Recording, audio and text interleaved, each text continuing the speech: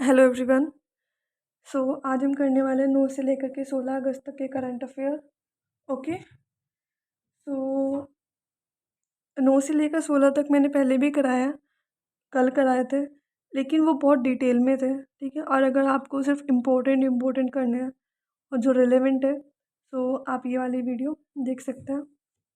जैसे उसमें अराउंड 110 के आसपास करंट अफेयर्स थे, इसमें अराउंड 60 के आसपास करंट अफेयर्स होंगे। ठीक है, सो लेट्स स्टार्ट।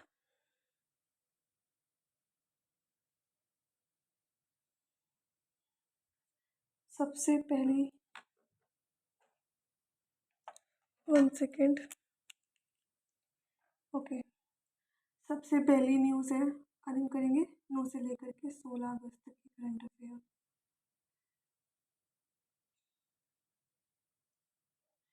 तो सबसे पहली न्यूज़ है यूनियन मिनिस्टर ज्योतिरादित्य सिंधिया। तो इसमें जो मैंने कल कराया था उसी में से ही है, कुछ एक्स्ट्रा भी होंगे तो पर इम्पोर्टेंट है। Jyotiraditya Scindia Scindia he is the union minister of civil aviation. Civil aviation के यूनियन मिनिस्टर हैं और इन्होंने अभी रिसेंटली फ्लैग ऑफ किया है। अच्छा, 1 सेकेंड और कि अगर जैसे मेरी थोड़ी स्पीड स्लो हो जाती है, क्योंकि मैं साथ में लिख भी रही होती हूँ, बोल भी रही होती हूँ और पूरा रिकॉल कर रही होती हूँ, तो इसीलिए थोड़ा स्पीड का इशू हो सकता है, तो आप उस स्पीड को इंक्रीज़ करके देख सकते हैं। ओके। ज्योतिरादित्य सिंधिया ने who is the union minister of civil aviation, उन्होंने minister of state Vijay Kumar Singh who is retired, ठीक है, उनके साथ एक फ्लाइट को फ्लैग ऑफ किया है। ठीक है, फ्लैग ऑफ अ फ्लाइट, और उस फ्लाइट का नाम है आकाशा एयर। उस फ्लाइट का नाम क्या है? आकाशा एयर। और ये flight basically it run between Mumbai to Ahmedabad. Mumbai से अहमदाबाद जाती है। ओके। तो इसका जो रूट है वो मुंबई से लेकर के अहमदाबाद के बीच में है। और इसका जो इनिशियल नेटवर्क है वो अहमदाबाद, बेंगलोर, मुंबई, कोची, सिर्फ यहाँ से ही लिंक है। अभी इसका इनिशियल नेटवर्क अहमदाबाद लिखा हुआ है, मुंबई एंड बेंगलोर एंड कोची। ठीक है, इसी से अभी जो इनिशियल नेटवर्क है वो इसी से ही है। और जो आकाशा एयर है, इसके चीफ एग्जीक्यूटिव ऑफिसर का नाम है Vinay Dubey. Vinay Dubey. Okay. Second news is related to Army Design Bureau। Army design bureau ने ड्रोन फेडरेशन ऑफ इंडिया के साथ मिलकर के, DFI means drone federation of India, इसके साथ मिलकर के एक मेमोरेंडम ऑफ अंडरस्टैंडिंग साइन किया है to develop high impact drones. High impact drones को डेवलप करने के लिए फॉर इंडियन सोल्जर्स। ठीक है, सो एक इस मेमोरेंडम ऑफ अंडरस्टैंडिंग के according drone federation of India ने आर्मी डिज़ाइन ब्यूरो के साथ मिलकर के एक रोड मैप तैयार किया है। पूरा प्लानिंग कर रहे हैं, रिसर्च कर रहे हैं, टेस्टिंग कर रहे हैं, मैन्युफैक्चरिंग के लिए कर रहे हैं, इसलिए जिससे वो ड्रोन्स को अडॉप्ट कर पाए। ओके। टेक्नोलॉजीज रिलेटेड टेक्नोलॉजीज देख पाए जो इंडियन आर्मी में यूज़ हो सकती है और वो उस ऑपरेशन में हेल्प करेगी। फाइन। और या ऑल्सो वन मोर थिंग, जो गवर्नमेंट की स्कीम चली रही है काफ़ी, आत्मनिर्भरता वाली, सेल्फ इंडिपेंडेंस, इसके हिसाब से और इसके अकॉर्डिंग इंडियन आर्मी ने ड्रोन फेडरेशन ऑफ इंडिया के साथ मिलकर ही एक प्रोग्राम लॉन्च किया है, और उस प्रोग्राम का नाम है हिम ड्रोन ई थोन। ठीक है, ये नाम है हिम ड्रोन ई थोन। और ये प्रोग्राम बेसिकली लॉन्च हुआ है 8 अगस्त 2022। ठीक है, 8 अगस्त 2022 को ये प्रोग्राम लॉन्च हुआ है, हिम ड्रोन ए थोन। और ये एक पैन इंडिया कोलाबोरेशन है। This is a pan India collaboration, pan India collaboration, and amongst all the stakeholders including industry, academia, software developers, manufacturers, सबके लिए। अब चलते हैं नेक्स्ट न्यूज़ पर, न्यूज़ नंबर 3।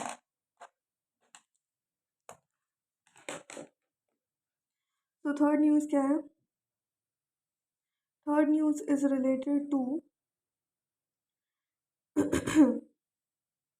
यूनियन टेरिटरी का लद्दाख डिक्लेरेशन डे ऑब्जर्व हुआ अभी रिसेंटली। ठीक है, लद्दाख डिक्लेरेशन डे हुआ उस दिन।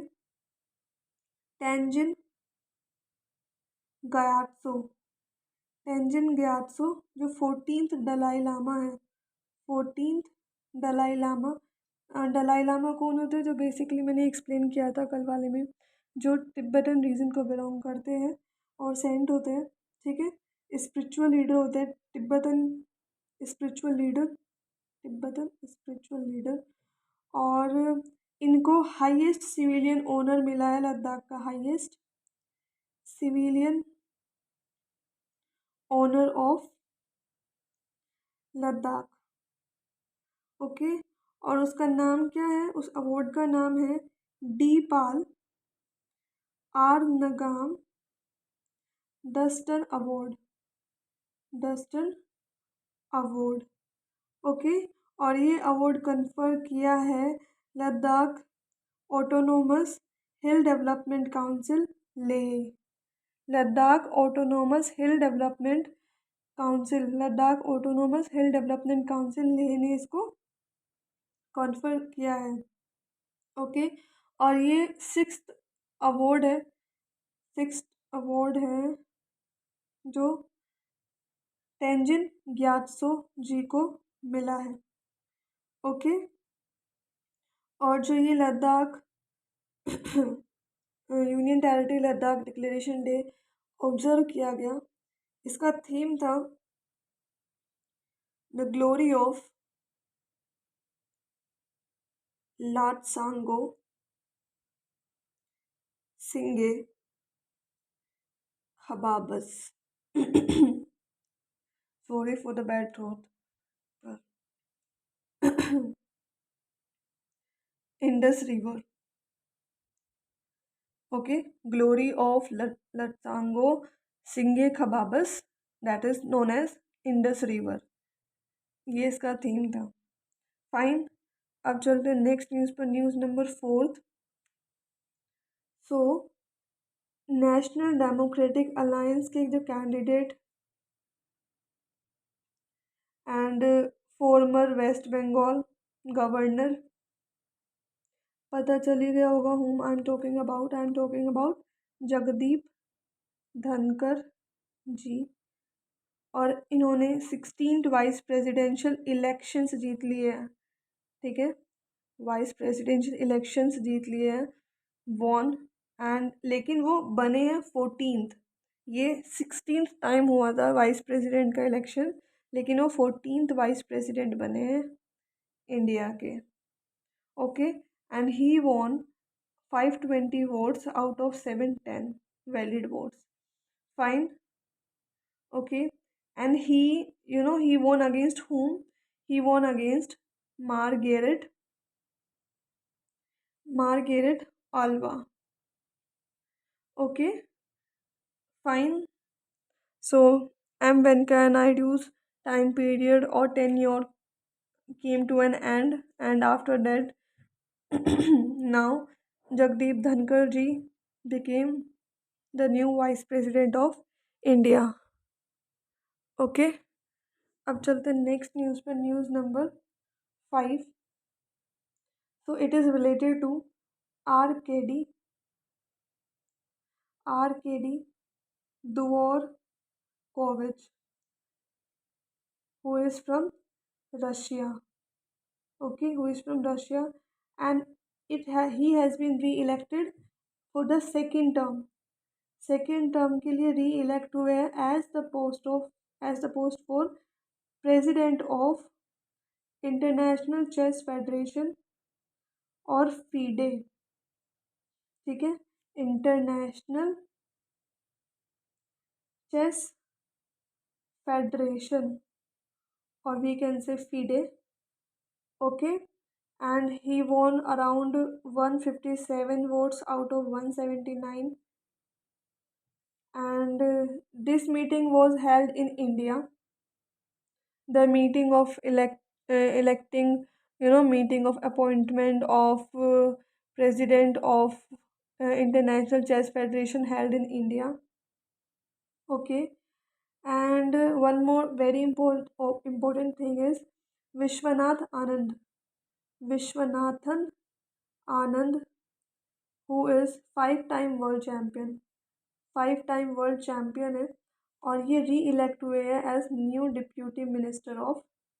Deputy president of FIDE. FIDE, that is International Chess Federation. Okay. President,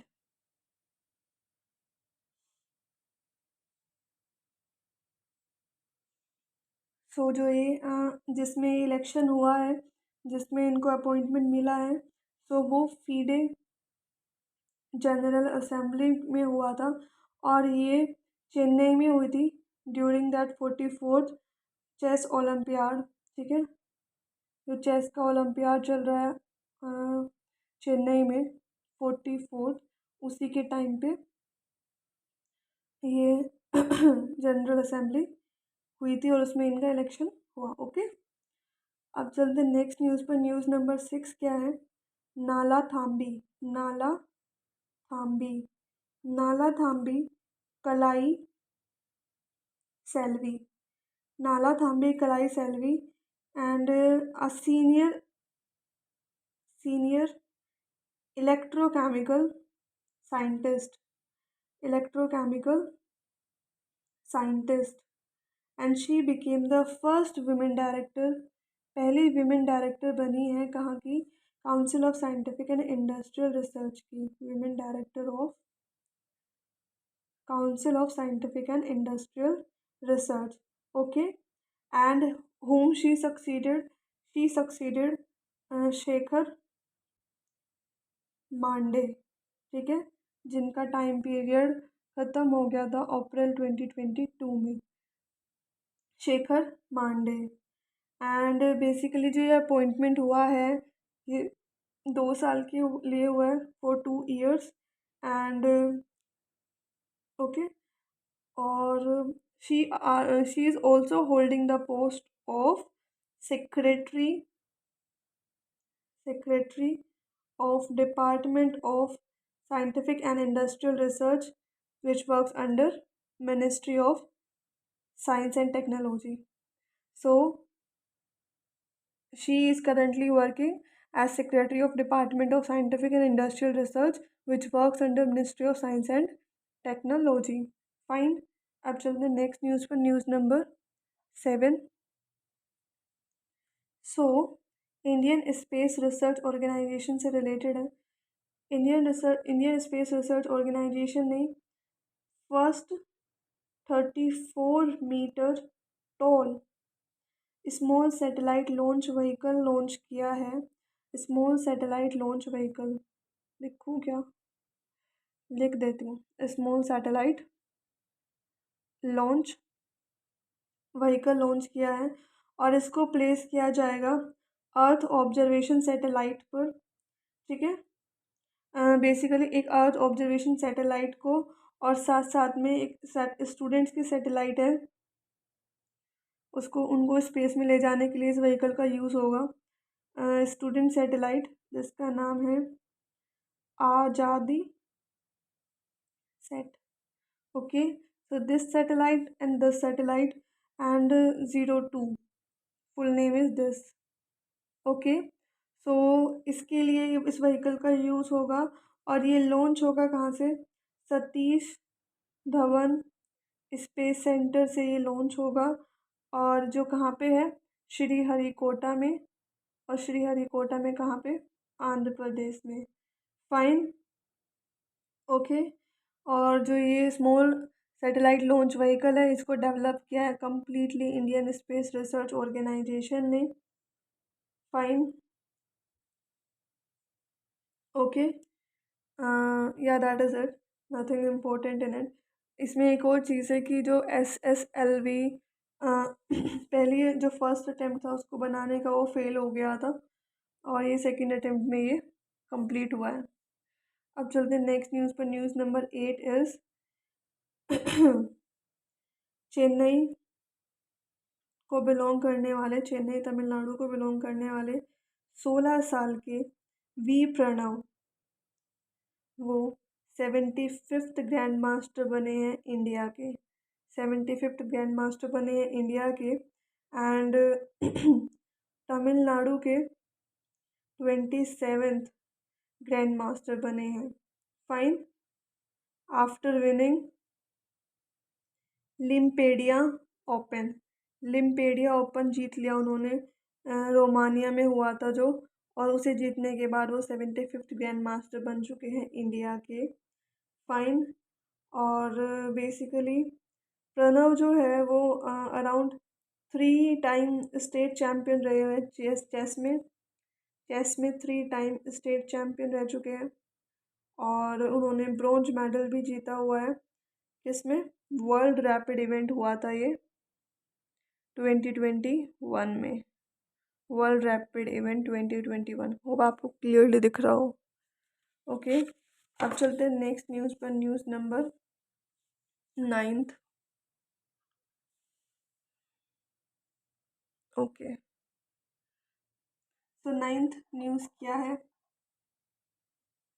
9th is related to national handloom day, national handloom day 2022, और ये इसका 8th एडिशन है, और ये हर साल कौन से दिन मनाया जाता है, ऑब्जर्व किया जाता है, 7 अगस्त 2022 को, okay. And to honour India's handloom weaving community, honour करने के लिए इंडिया की हैंडलूम वीविंग कम्युनिटी को, और बेसिकली हाईलाइट करने के लिए सेक्टर का कंट्रीब्यूशन इन इंडिया के सोशल इकोनॉमिक डेवलपमेंट में। फाइन, और हर साल मिनिस्ट्री ऑफ टेक्सटाइल जो है इसको होस्ट करती है इवेंट को, ओके। और या दैट इज़ इट। और 7 अगस्त ही क्यों चूज़ किया, क्योंकि 7 अगस्त को बेसिकली टू ऑनर द स्वदेशी मूवमेंट को ऑनर करने के लिए 7 अगस्त को ही ये ऑब्ज़र्व किया जाता है, ओके। और ये डे सबसे पहले ऑब्ज़र्व हुआ था 1905 में, और इसको ऑब्ज़र्व किया था गया था कोलकाता में ऑब्ज़र्व किया गया था।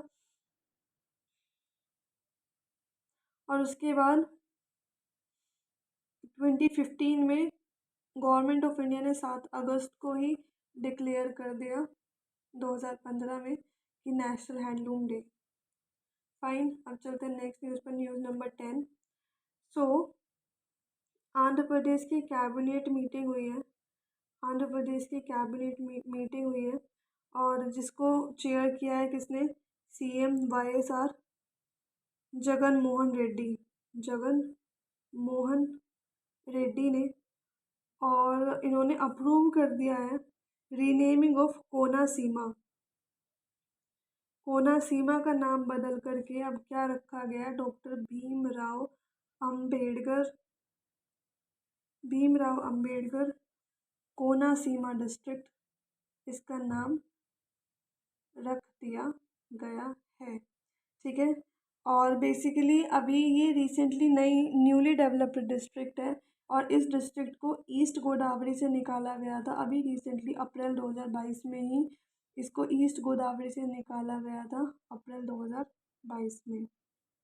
ओके। एंड या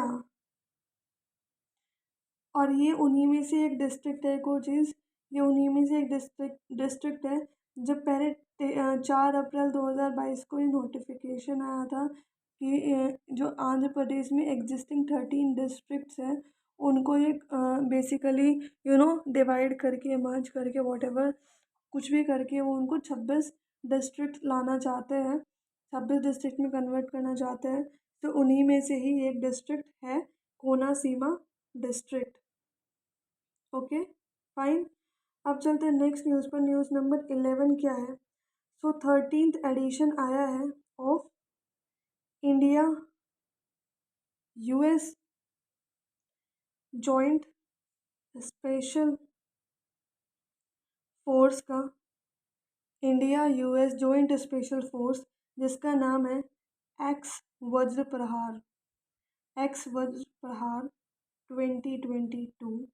और जो ये 13th एडिशन है बेसिकली ये इनिशिएट किया गया है हिमाचल प्रदेश के बाकलो में।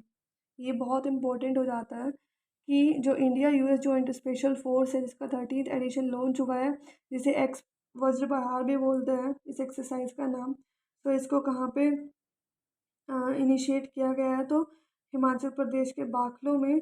और इसका बेसिकली एम है कि इंटर ऑपरेबिलिटी बढ़ाना, इम्प्रूव करना इंटर ऑपरेबिलिटी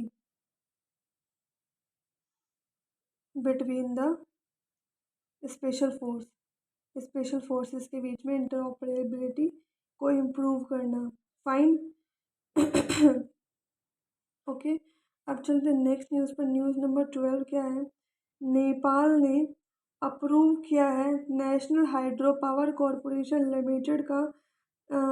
लिमिटेड को, और जो इंडिया का हाइड्रो पावर बोर्ड है, हाइड्रो पावर बोर्ड है जो बेसिकली पढ़ेगा भी और डेवलप भी करेगा किसको? 750 megawatt West Seti hydro power project को। ठीक है। और इसके साथ साथ में एक 450 मेगावाट का सेट्टी रिवर 6, और जिसकी दोनों की कंबाइंड कैपेसिटी होगी 1200 मेगावाट। कहाँ पे होगा ये? नेपाल में। ठीक है। सो नेपाल ने अप्रूव किया है national hydro power corporation limited का, जो इंडिया का लार्जेस्ट हाइड्रो पावर बोर्ड है, और बेसिकली स्टडी करने के लिए, डेवलप करने के लिए 750 megawatt west Seti hydro power project and 450 megawatt Seti river. Okay. और बेसिकली इसमें टोटल 6 जॉइंट स्टोरेज प्रोजेक्ट है जिनकी टोटल कैपेसिटी 1200 मेगावाट है, और वो वेस्टर्न नेपाल में डेवलप किए जाएंगे। फाइन। इसमें बस इतना ही इम्पोर्टेंट है, नथिंग मोर। अप्रूवल मिला है नेशनल हाइड्रो पावर कॉरपोरेशन को। अब चलते हैं नेक्स्ट न्यूज़ पर। News number 13। So reserve bank of India ने कुछ नॉर्म सेट की है, सेट सम नॉर्म्स, और नॉर्म सेट की है स्मॉल फाइनेंस बैंक्स के लिए। स्मॉल फाइनेंस बैंक्स के लिए कुछ नॉर्म्स को सेट किया है basically to become reserve bank of India has set norms for small finance bank to become authorised dealer. Authorised dealer बनने के लिए रिजर्व बैंक ने कुछ नॉर्म सेट किए स्मॉल फाइनेंस बैंक्स के लिए। Authorised dealer category 1 in forex exchange business में। Okay, so अब वो कौन कौन सी नॉर्म्स है। पहली नॉर्म्स तो ये आरबीआई की कि वो सारे स्मॉल फाइनेंस बैंक जिन्होंने 2 साल कंप्लीट कर लिए हैं, 2 years ऑफ ऑपरेशन कंप्लीट हो गया है उनका ऑथराइज्ड डीलर कैटेगरी में। ऑथराइज्ड डीलर कैटेगरी सेकंड में, और इनके पास मिनिमम नेट वर्थ जो है वो 500 करोड़ रुपीज़ है। तो अब वो अपने आप से ही डील कर सकते हैं फॉरेन एक्सचेंज में, can deal themselves in foreign exchange. ठीक है, फॉरेन एक्सचेंज में। और जितने भी एलिजिबल स्मॉल फाइनेंस बैंक है वो जा सकते हैं फॉरेन एक्सचेंज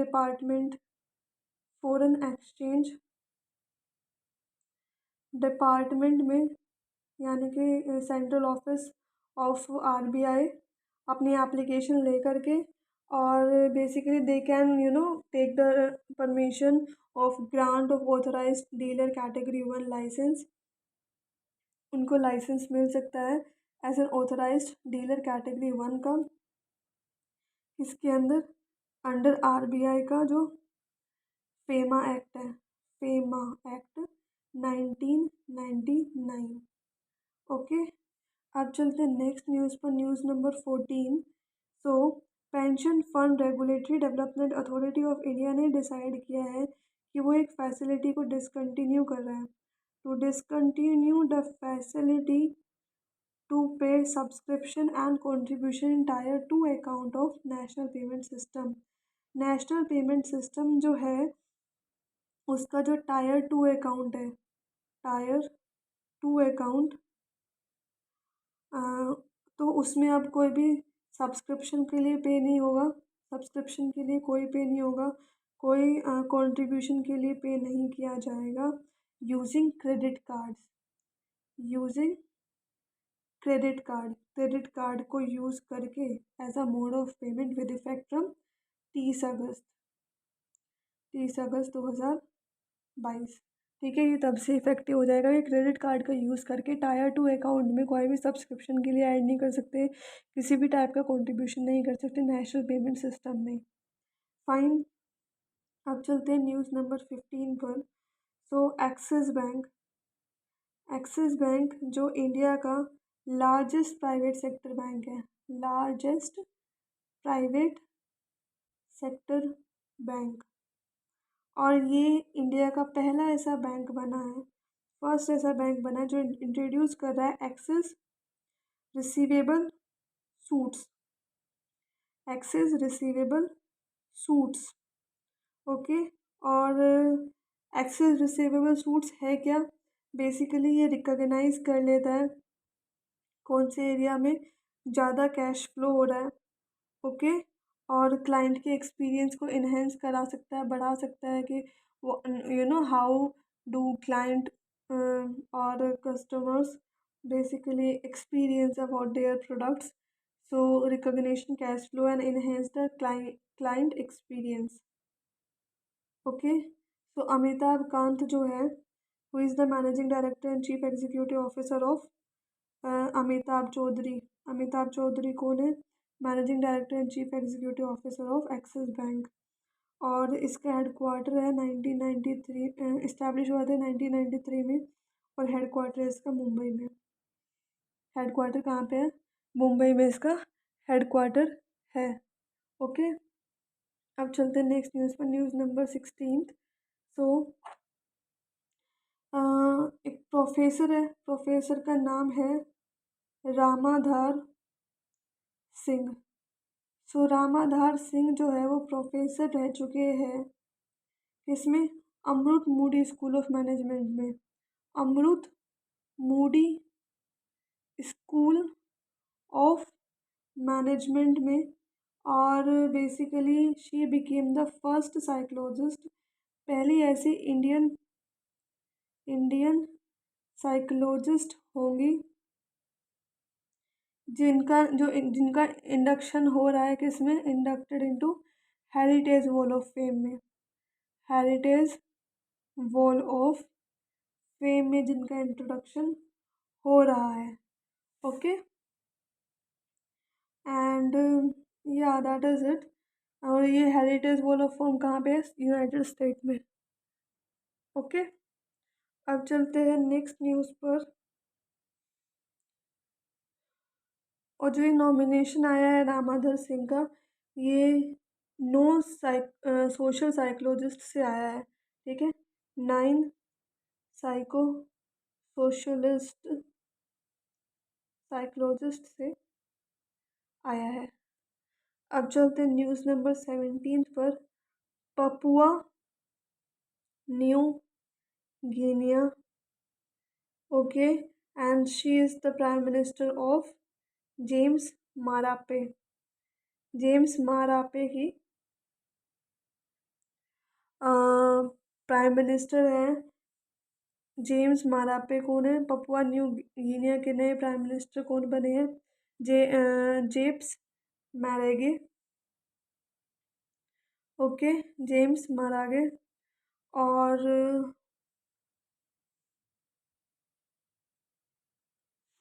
सो ये पीएम बने हैं James Marape, second time reelect हुए हैं, ठीक है, री इलेक्शन हुआ है इनका, और ये दोबारा से प्राइम मिनिस्टर बन गए हैं पपुआ न्यू गिनिया के।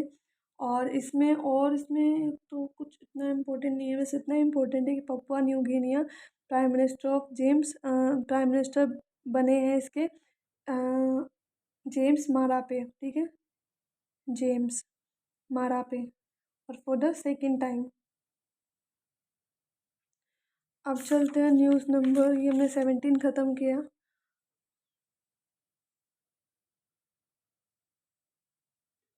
तो 18th न्यूज़ क्या है, 18th news is related to Russia.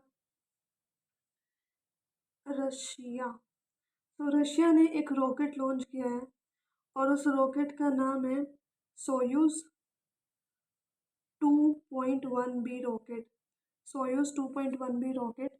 और बेसिकली ये कंटेन कर रहा है ईरान की high resolution remote sensing satellite, high resolution remote sensing, थोड़ा नीचे ले आते हो,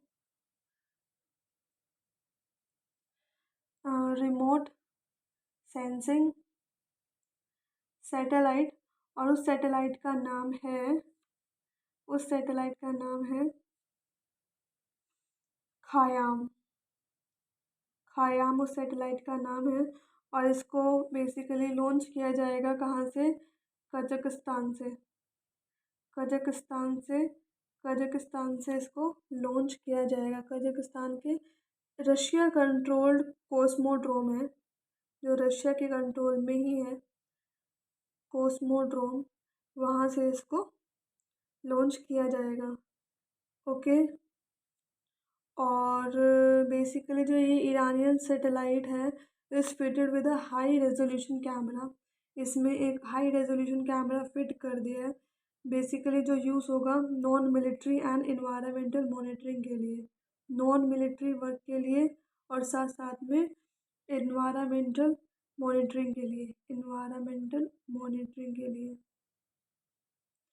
अब चलते हैं नेक्स्ट न्यूज़ पर, न्यूज़ नंबर 19।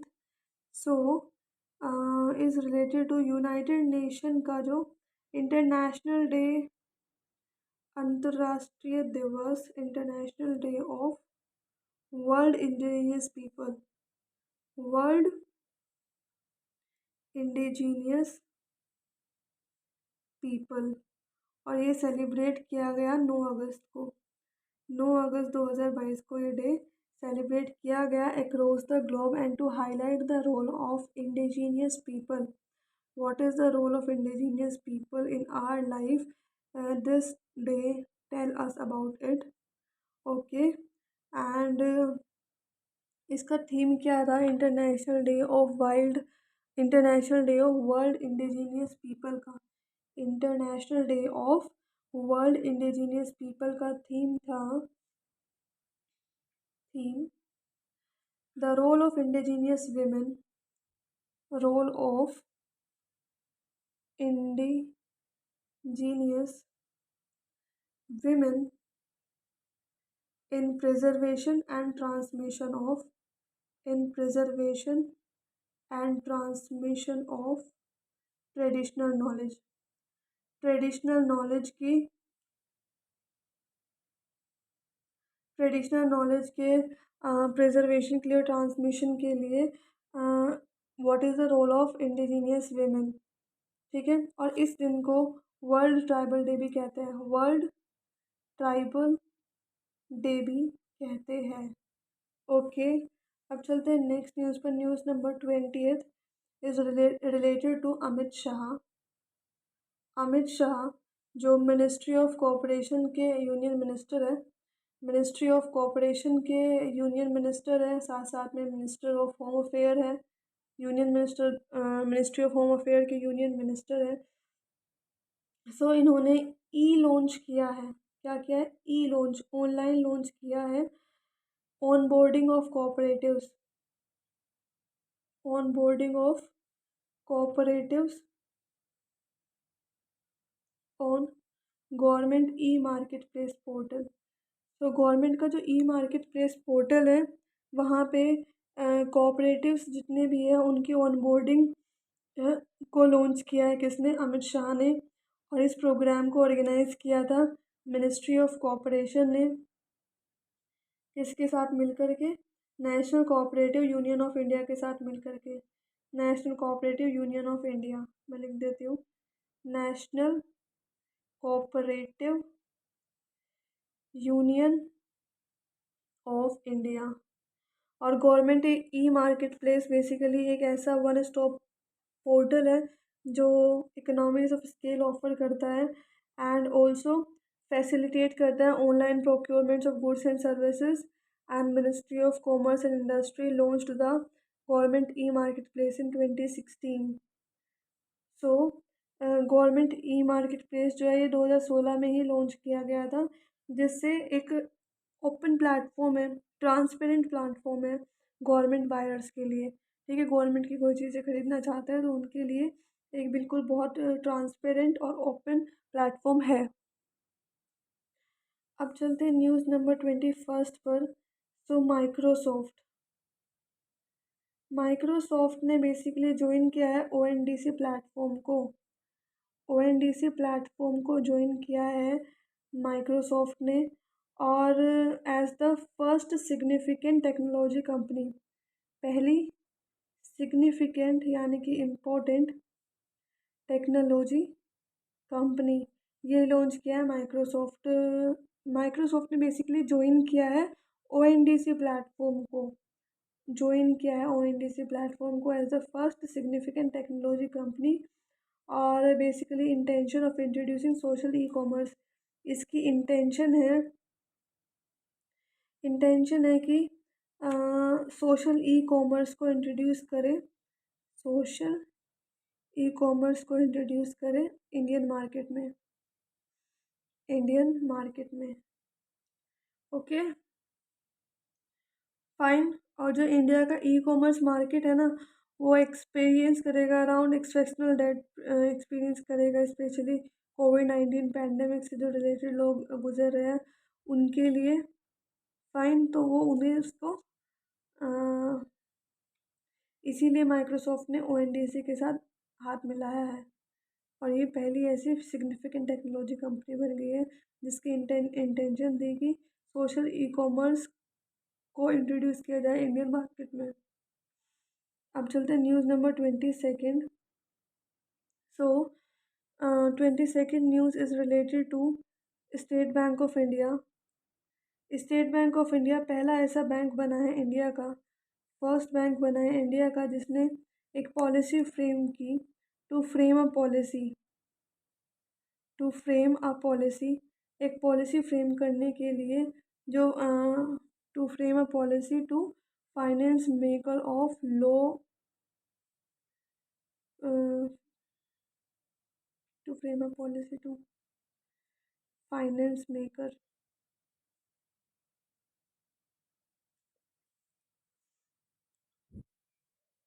सो जो SBI है वो पहला ऐसा बैंक बना है इंडिया का जिसने एक पॉलिसी फ्रेम की है to fund lab grown diamonds. ठीक है, lab grown lab grown diamonds,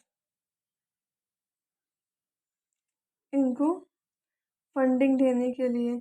अब जो लैब ग्रोन डायमंड्स है ना, ये रेप्लिकाज है, replicas of naturally diamond stone. Natural diamond stone के रेप्लिकाज होते हैं और इसी के लिए एक सेकेंड, ओके दिख रहा है आपको। इसी के लिए एक फैक्ट्री इस्टेब्लिश की जा रही है, सूरत में। ठीक है, to produce lab grown diamonds, and many diamond houses are being relocated from Mumbai to South Gujarat. So lab grown diamonds produce करने के लिए बहुत सारी फैक्ट्रीज,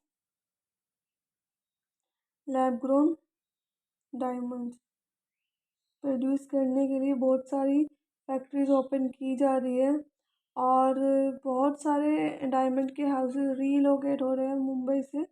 कहाँ पर जा रहे हैं? गुजरात में जा रहे हैं। ओके,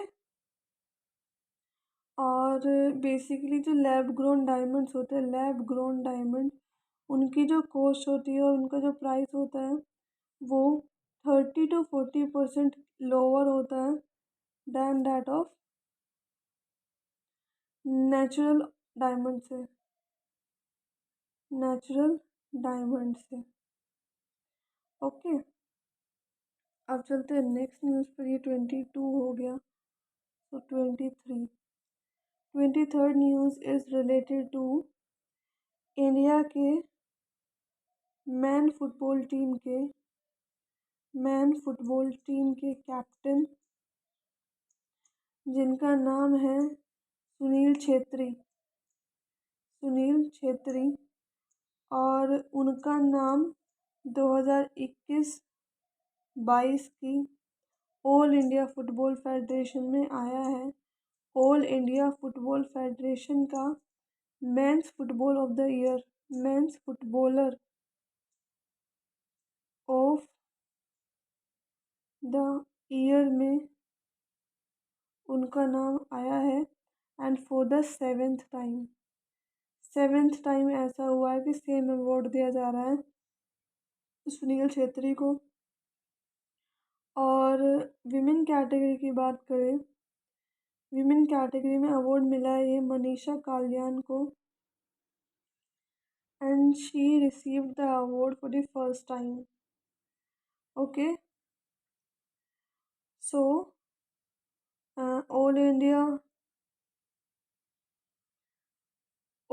इंडिया फुटबॉल फेडरेशन के और भी इम्पोर्टेंट अवार्ड है, जैसे women's emerging footballer of the year, ये अवार्ड मिला है मार्टिना थोकचाम को मिला है। Same award in the category of man, यही अवार्ड मेंस की कैटेगरी में मिला है विक्रम प्रताप सिंह। उसके बाद all India football federation best referee of the year, ये मिला है क्रिस्टल जॉन को। और 2021-22 का best assistant referee of the year, ये अवार्ड मिला है उज्जवल हालदार को।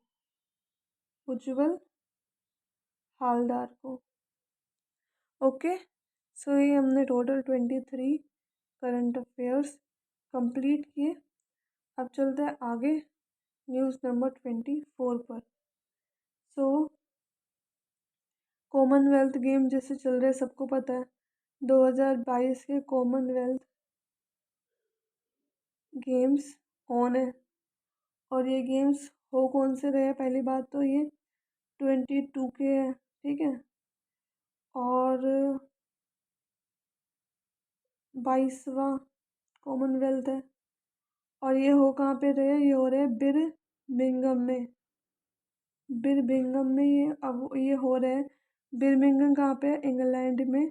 और इंग्लैंड यूके में ये इवेंट हो रहे हैं। और कब से कब तक के लिए, 28 जुलाई से लेकर के 8 अगस्त तक चलेंगे। 28 से 8 अगस्त तक चलेंगे। और जो ऑफिशियल मोटो आया है बिरमिंघम 2022 कॉमनवेल्थ का, वो मोटो है गेम्स फॉर एवरीवन। गेम्स और खेल फॉर एवरीवन, हर किसी के लिए। ओके।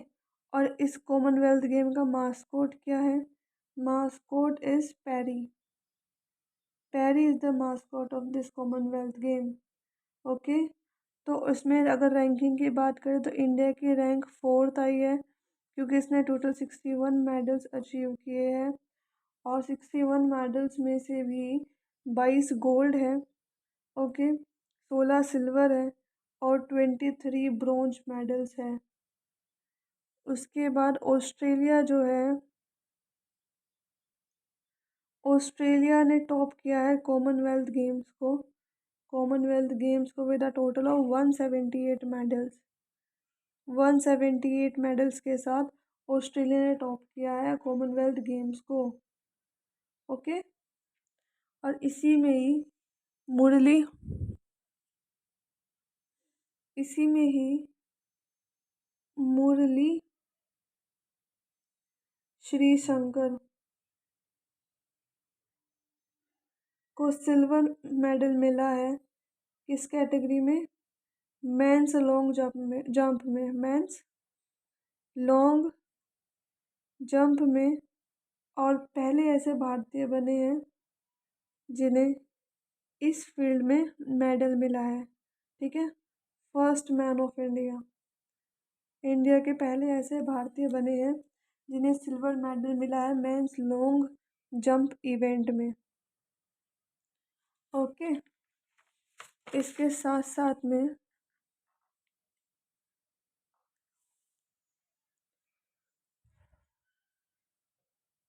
इसके साथ में है पीवी सिंधु। पीवी सिंधु जिन्होंने विमेंस सिंगल टाइटल अपने नाम किया है, सिंगल्स टाइटल, आफ्टर डिफीटिंग, किसको डिफीट करके, मिशेल ली को डिफीट करके। ओके। और वन मोर इम्पोर्टेंट थिंग कि इंडिया ने 200 गोल्ड मेडल अचीव करके लैंडमार्क क्रिएट किया है। 200 गोल्ड मेडल कॉमनवेल्थ गेम्स की हिस्ट्री में पाकर इंडिया ने लैंडमार्क अचीव किया है, क्योंकि टोटल अब इंडिया के पास 203 गोल्ड मेडल हो चुके हैं। और इसमें भी ऑस्ट्रेलिया ने टॉप किया है, क्योंकि ऑस्ट्रेलिया के पास 1003 गोल्ड है, 1003 गोल्ड मेडल्स हैं। ओके। अब चलते हैं न्यूज़ पर, 25th न्यूज़ पर। सो सेरेना विलियम्स जो टेनिस प्लेयर है, and she is around 40 years, tennis legend है कह सकते हैं। और उन्होंने अपना रिटायरमेंट अनाउंस कर दिया है। रिटायरमेंट, यूएस ओपन खेलने के बाद ये अपना रिटायर हो जाएंगी सेरेना विलियम्स। और यूएस ओपन जो होने वाले हैं लेट अगस्त में, अगस्त की late, you know post 15 US open होंगे। उसके बाद सेरेना विलियम्स रिटायरमेंट ले लेंगी। और Serena William is about 40 years old. Okay. And she is the one and only player, one and only tennis player जिसने कि 23 ग्रैंड स्लैम टाइटल अचीव किए हैं, 23 ग्रैंड स्लैम टाइटल अचीव किए हैं। Men's category में भी राफेल नडाल के पास 22 medals हैं। सो मैन और विमेन दोनों कैटेगरी में सबसे ज़्यादा ग्रैंड स्लैम टाइटल जीतने वाली महिला का नाम क्या है? Serena Williams. ओके, अब चलते हैं न्यूज़ नंबर 26 पर। International cricket council awarded membership status to. Award किया है, मेंबरशिप स्टेटस दिया है, मेंबरशिप स्टेटस दिया है। किसको दिया है? मेंबरशिप स्टेटस दिया है इंटरनेशनल क्रिकेट काउंसिल ने कंबोडिया को दिया है। ओके, कंबोडिया और साथ साथ में उज्बेकिस्तान को मिला है, जो दोनों के दोनों एशिया से है। और थर्ड है, उसका नाम है कोटी डी इवोयर, जो अफ्रीका से है। सो इन्हें मेंबरशिप स्टेटस मिला है। क्या मिला है? इन्हें मेंबरशिप स्टेटस मिला है। और कब मिला है? During the ongoing ICC annual conference चल रही है ना, जो बर्मिंघम में एनुअल कॉन्फ्रेंस चली थी बर्मिंघम में, उसी के टाइम पे ये अनाउंस किया कि इंटरनेशनल क्रिकेट काउंसिल ने इन्हें अपना मेंबरशिप स्टेटस दिया है। फाइन, तो टोटल जो 3 कंट्रीज़ मिला के अब इंटरनेशनल क्रिकेट काउंसिल की टोटल मेंबरशिप जो कितनी कंट्रीज़ के पास में है, टोटल मेंबर कंट्रीज़ हो गई अब 108। उनमें से 96 तो एसोसिएट्स है, 96 एसोसिएट्स है। अब चलते हैं न्यूज़ नंबर 27 पर। अब ये रिलेटेड है 10 अगस्त 2022, और इस दिन मनाया हमने world biofuel day. World biofuel day. और इसके लिए जो थीम रखा गया वर्ल्ड बायोफ्यूल डे के लिए, जो थीम रखा गया उसका नाम था biofuels toward a carbon neutral world, एक कार्बन न्यूट्रल वर्ल्ड की तरफ बायोफ्यूल्स। ओके, और बेसिकली इसी दिन पीएम मोदी ने एक second generation ethanol plant dedicate किया है पानीपत में, पानीपत इन हरियाणा। ओके, सो जो ये सेकेंड जनरेशन और कह सकते हैं 2G इथेनॉल प्लांट बना है, इसको बनाया है इंडियन ऑयल कॉरपोरेशन लिमिटेड ने at an estimated cost of 900 crore rupees. 900 crore रुपए की 900 करोड़ की टोटल कॉस्ट पर इंडियन ऑयल कॉरपोरेशन लिमिटेड को बनाया गया है। Indian oil corporation limited. Okay, अब चलते हैं नेक्स्ट न्यूज़ पर। ये हमने 27 तक ख़त्म किए। 28th news is related to union cabinet, जिसकी चेयरमैनशिप हैंडल करते हैं पीएम मोदी, और उन्होंने अप्रूव किया है proposal of ministry of housing and urban affair. Ministry of housing and urban affair एक अपना प्रपोजल लेके आई थी, ये वाली मिनिस्ट्री, और उसको अप्रूवल मिल गया है। अब वो प्रपोजल क्या था? वो था फॉर द कंटिन्यूएशन ऑफ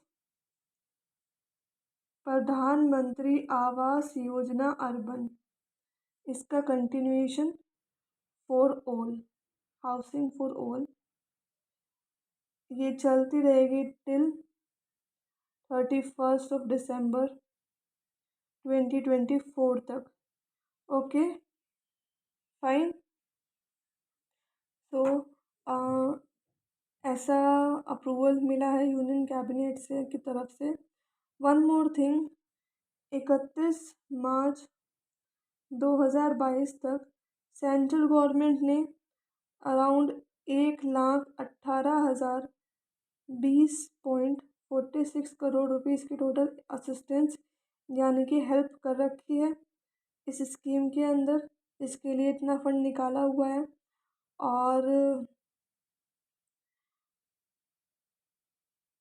और किस लिए इतना फंड निकाला है? ऑलरेडी सेंक्शन, मतलब जितने हाउसेस बनने हैं उनका तो नंबर पहले ही बता रखा है और पहले ही ये चीज़ें सेंशनड है। तो ऑलरेडी सेंशन 122.69 लाख हाउसेस, इतने घर बनाने की थी और ये 2022 तक कंप्लीट करना था पर हो नहीं पाया, तो इसका एक्सटेंशन हो गया 31 दिसंबर 2024 तक। तो 122.69 लाख हाउसेस बनाने हैं। ओके, एक और चीज़, यूनियन कैबिनेट ने बेसिकली अप्रूव किया है signing off approved audio visual को प्रोडक्शन ट्रीटी का। ऑडियो विजुअल को प्रोडक्शन ट्रीटी का साइन हुआ है। और ये किसने किया है? इस ट्रीटी को साइन करने वाली दो कंट्रीज़ है, इंडिया एंड ऑस्ट्रेलिया। ओके, और जब साइन हुआ था तब बस यूनियन कैबिनेट ने अप्रूवल दे दिया था। और इसका मेन मकसद क्या है? टू प्रमोट को प्रोडक्शन ऑफ फिल्म के को प्रोडक्शन को प्रमोट करने के लिए ये ट्रीटी साइन हुई है। ओके, बस ये एक इसमें एक इम्पोर्टेंट ये है कि जो प्रोड्यूसर्स होते हैं, चाहे वो इंडिया का हो या वो ऑस्ट्रेलिया का हो, तो जो फाइनल कॉस्ट आती है प्रोडक्शन वर्क की, उसमें से 20 से लेकर के 80% का शेयर जो होता है वो तो सिर्फ प्रोड्यूसर के पास ही जाता है। ठीक है, अब चलते हैं न्यूज़ नंबर 29 पर। 29 न्यूज़ क्या है? ये है रिलेटेड टू एस सोमनाथ। तो एस सोमनाथ जो है वो चेयरमैन है कहाँ के? इंडियन स्पेस रिसर्च ऑर्गेनाइजेशन के। और उन्होंने अनवील किया है स्पार्क को। ठीक है, spark the space tech park, space tech park. और कहाँ पे अनवील किया और है क्या ये इंडिया का पहला वर्चुअल स्पेस टेक्नोलॉजी म्यूज़ियम है। Space technology museum.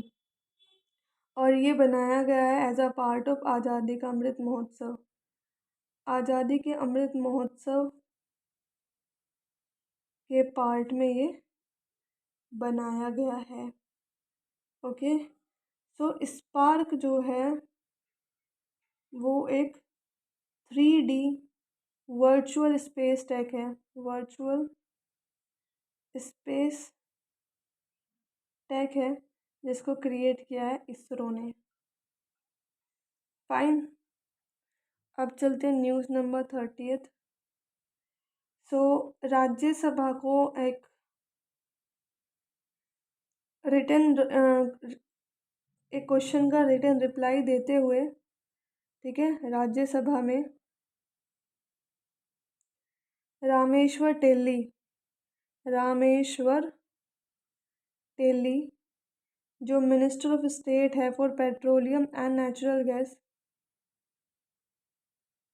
For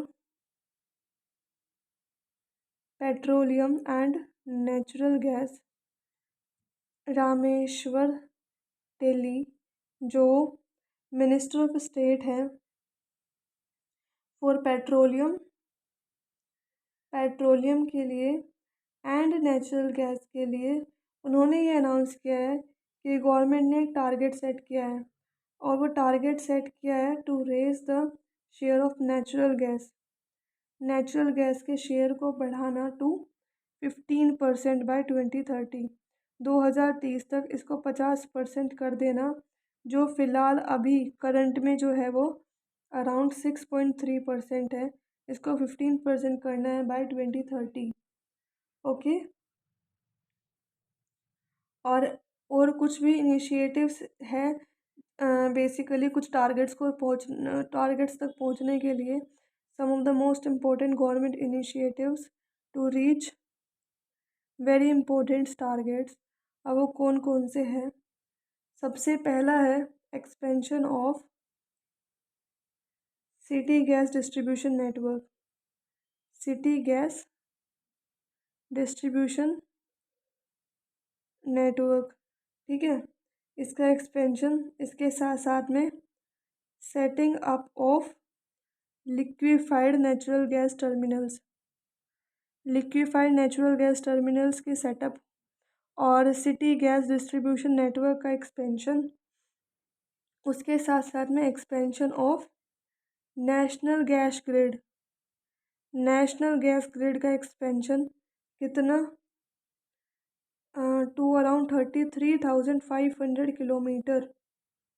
okay, जो अभी फ़िलहाल 21,715 किलोमीटर ही है ना, उसको इंक्रीज़ करना है 33,500 किलोमीटर तक।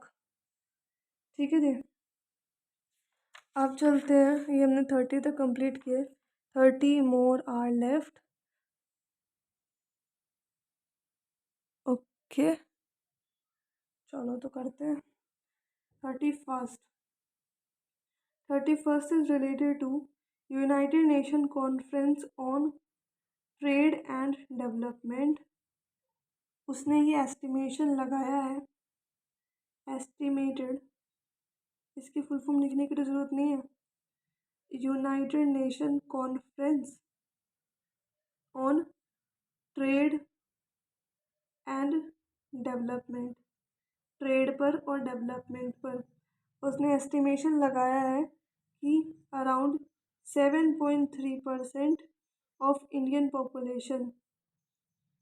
पॉपुलेशन का 7.3% लोग परचेस करते हैं डिजिटल करेंसी परचेस करते थे 2021 में। ओके, जिसकी वजह से इंडिया की रैंक 7th चली गई out of 20th global economies for digital currency. Global economies for digital currency. And this policy brief estimated that in 2021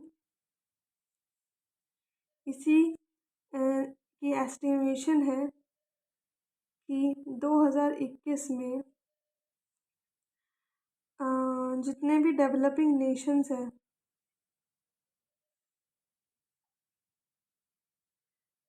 उन्होंने अकाउंट किया है 15 आउट ऑफ टॉप 20 इकोनॉमीज़। ठीक है, वो 15 इकोनॉमीज़ में आए हैं। इसलिए डिजिटल करेंसी ओनरशिप में, डिजिटल करेंसी की ओनरशिप जो एक अलग ही प्लेटफॉर्म है। सो Ukraine with 12.7% of the share first position पे है डिजिटल करेंसी की ओनरशिप पे। सेकंड पोजीशन पे है रशिया जिसमें 11.9% करेंसी डिजिटल ओनरशिप है। ओके, थर्ड पोजीशन पे है वेनेजुएला जिसके पास 10.3% थर्ड। ओके, अब चलते हैं नेक्स्ट न्यूज़ पर, न्यूज़ नंबर 32। सो जेफ्रे आर्मस्ट्रॉन्ग जो जिन्हें हम बोल सकते हैं और जिनका हिंदी नाम कविंद्रा ऋषि है, वो बेसिकली फाउंडर है वासा के। अब वासा का मीनिंग क्या है? Vedic academy of science and art. Vedic academy of science and arts, और उन्हें अवार्ड मिला है Indian council for cultural relationship, distinguished Indologist Indologist for 2021 का, 2021 इंडोलॉजिस्ट, डिस्टिंग्विश्ड इंडोलॉजिस्ट 2021 का, Indian council for cultural relation, Indian council for cultural relation. Okay, so इसमें basically जो India की philosophical contribution है, थॉट्स है, हिस्ट्री है, आर्ट्स है, culture है, इंडियन लैंग्वेजेस है, ठीक है, सिविलाइजेशन है, तो ये सारी चीज़ कंट्रीब्यूट करती है। और इसीलिए इसको इसमें इसी से रिलेटेड जेफरी आर्मस्ट्रॉन्ग को, जो इस वासा के फाउंडर है, उन्हीं को ये अवार्ड मिला है, ठीक है। And he became the 7th recipient, ये 7th रेसिपिएंट बने हैं इस अवार्ड को लेने वाले। और जो ICCR है फाउंड हुआ था 1950 में, फाउंड हुआ था। मौलाना अब्दुल कलाम आज़ाद ने इसको फाउंडिंग स्टोन्स इसके रखे थे।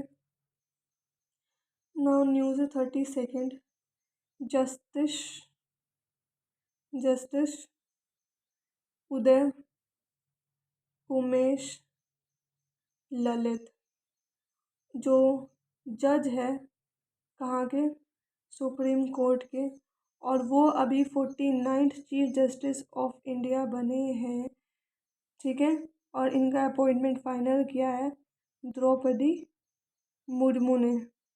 She is the president of India. And after the retirement of किसके, एन वी रामना जो सो ये 49th बने हैं, वो ये 48th chief justice of India थे। सो इनका टेन्योर ख़त्म होने आया है और उनकी जगह पे अब किसको लिया गया, उदय उमेश ललित। एक और इम्पोर्टेंट चीज़, जो ये अपॉइंटमेंट होता है सुप्रीम कोर्ट में जजेस का, ये कौन से आर्टिकल के अंदर आता है, ये आता है close 2 of article 124 of the constitution. 124 of constitution के अंदर आता है, फाइन। और या दैट इज़ इट। एन.वी. रामना का टाइम पीरियड 26 अगस्त को ख़त्म होने वाला है, उसके बाद वो उसके चीफ जस्टिस ऑफ इंडिया बन जाएंगे उदय उमेश ललित। अब चलते हैं नेक्स्ट न्यूज़ पर, news number 34। 34th news is Nitish Kumar took oath as Chief Minister of Bihar for 8th consecutive time। 8वीं बार लगातार चीफ मिनिस्टर बने हैं नीतीश कुमार जी, कहाँ के, बिहार के। और उनको, उनकी पार्टी का नाम है जनता दल। और जनता दल पार्टी ने ज्वाइन किया था किसके साथ, राष्ट्रीय जनता दल के साथ। और राष्ट्रीय जनता दल के लीडर कौन है, तेजस्वी यादव, जो डिप्यूटी चीफ मिनिस्टर बनाए गए हैं, बिहार के, ठीक है। और they both were administered the office oath of office and secrecy by, किन्होंने इनको ओथ दिलवाया, बाय गवर्नर फागू चौहान ने, जो गवर्नर है कहाँ की, बिहार की। Okay, fine. इससे पहले जो नीतीश कुमार है, उन्होंने अपना रेजिग्नेशन दे दिया था बिहार को to stake a claim to form a new government, कि 164 MLAs के साथ वो दोबारा से गवर्नमेंट बनाएगी। इसके लिए उन्होंने रेजिग्नेशन दे दिया था इस प्रॉमिस के साथ। अब चलते 35th न्यूज़ पर। 35th न्यूज़ क्या है, so it is related to Adhiban Baskaran Adhiban Baskaran only Indian है, ओनली इंडियन जिन्हें 2 ओलंपिक मेडल मिले हैं, 2 ओलंपिक मेडल मिले हैं। और ये टीम का पार्ट थे जब उस टीम ने ब्रॉन्ज मेडल जीता था 2014 के ओलंपियाड में।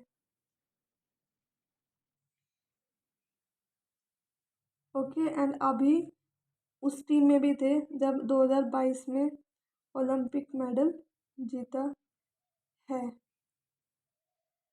फाइन, ये इम्पोर्टेंट है आदिबान भास्करन से रिलेटेड।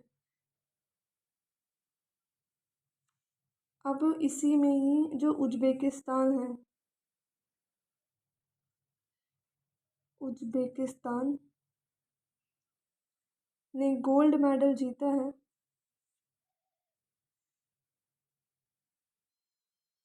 अच्छा, हम ये कौन से उसकी बात कर रहे हैं? हम ये बात कर रहे हैं 44th चेस ओलंपियाड की, जो हुआ है रिसेंटली। कहाँ पे? चेन्नई में हुआ है, चेन्नई के तमिलनाडु में हुआ है।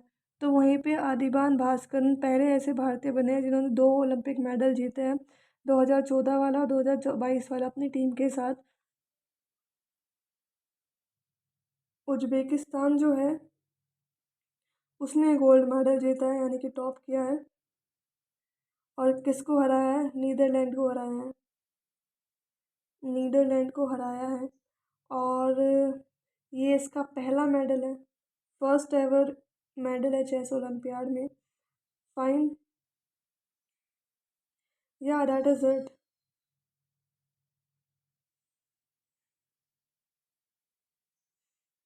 इसमें और कुछ इम्पोर्टेंट नहीं है, सिर्फ इतना ही इम्पोर्टेंट है कि उज़्बेकिस्तान ने टॉप किया और सेकंड पोजीशन में रहा नीदरलैंड।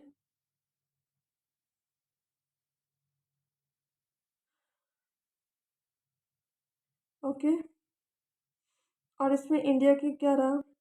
सो इंडिया की जो बी टीम थी उसने ब्रॉन्ज मेडल, ब्रॉन्ज मेडल लाने में वो सफल रही ओपन सेक्शन में। और इस विन के साथ सेकंड टाइम ऐसा हुआ आफ्टर 2014, 2014 में भी इसमें मेडल आ चुका है और अभी 2022 में ब्रॉन्ज मेडल आया है। 2014 में भी ब्रॉन्ज ही आया था। ओके, अब चलते हैं नेक्स्ट न्यूज़ पर, news number 36। 36 is related to Indian meteorological department.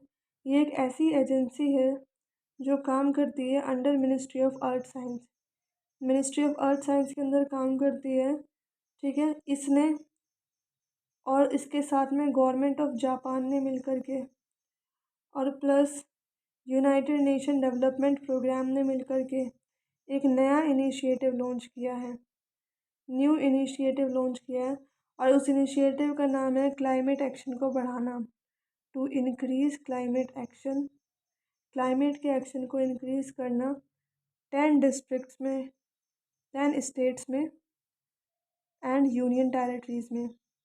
10 states और यूनियन टेरेटरीज़ में क्लाइमेट एक्शन को बेसिकली बढ़ाना, 10 स्टेट्स और यूनियन टेरेटरीज़ में अक्रॉस इंडिया। और ये इनिशिएटिव बेसिकली सपोर्ट करेगा नेशनली डिटरमिन्ड कंट्रीब्यूशन को। It will support nationally determined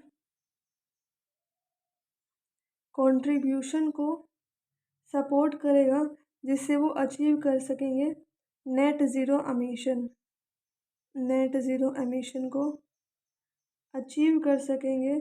और इसके साथ साथ में सपोर्ट करेंगे क्लाइमेट रिसिलिएंट डेवलपमेंट को। ओके, और इस इनिशिएटिव के लिए ये बहुत इम्पोर्टेंट है कि जापान ने 5.16 मिलियन US डॉलर दिए हैं। Okay, and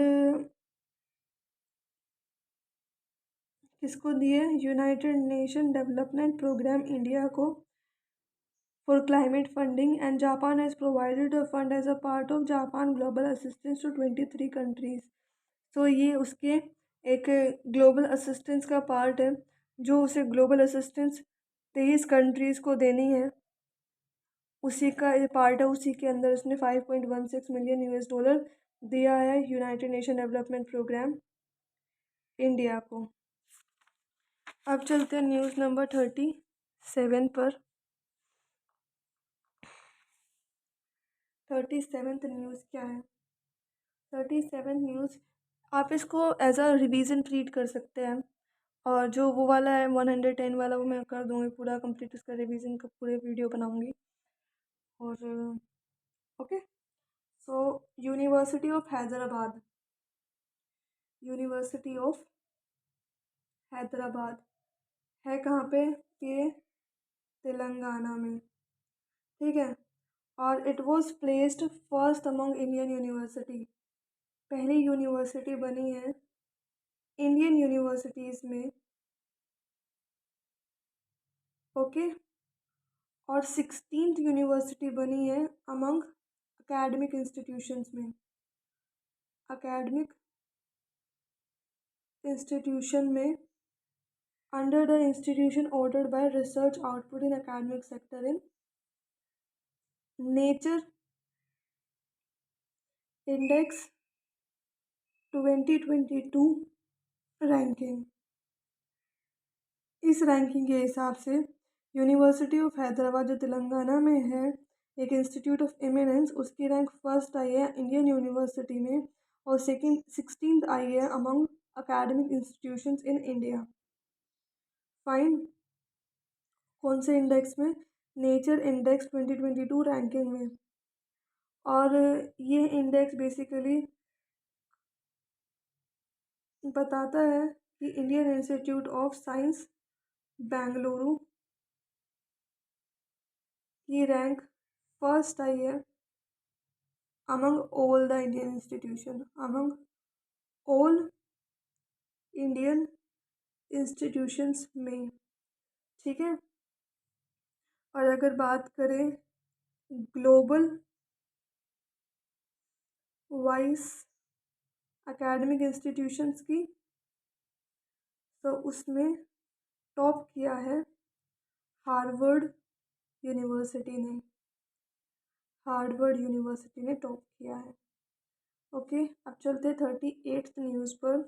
it is related to Congress के एमपी एंड साथ साथ में वर्ड स्मिथ, वर्ड स्मिथ बोले जाते हैं, उनका नाम है शशि थरूर। शशि थरूर जी को अवार्ड मिला है, क्या मिला है? The Legion of Honour, Legion of Honour. वैसे तो इसका फ्रेंच नेम है, लेकिन इंग्लिश में उसका लीजन ऑफ ऑनर अवार्ड बोला जाता है। किस लिए मिला है? ये उनकी राइटिंग्स के लिए और उनकी स्पीचेस के लिए इनका ये अवार्ड दिया गया है।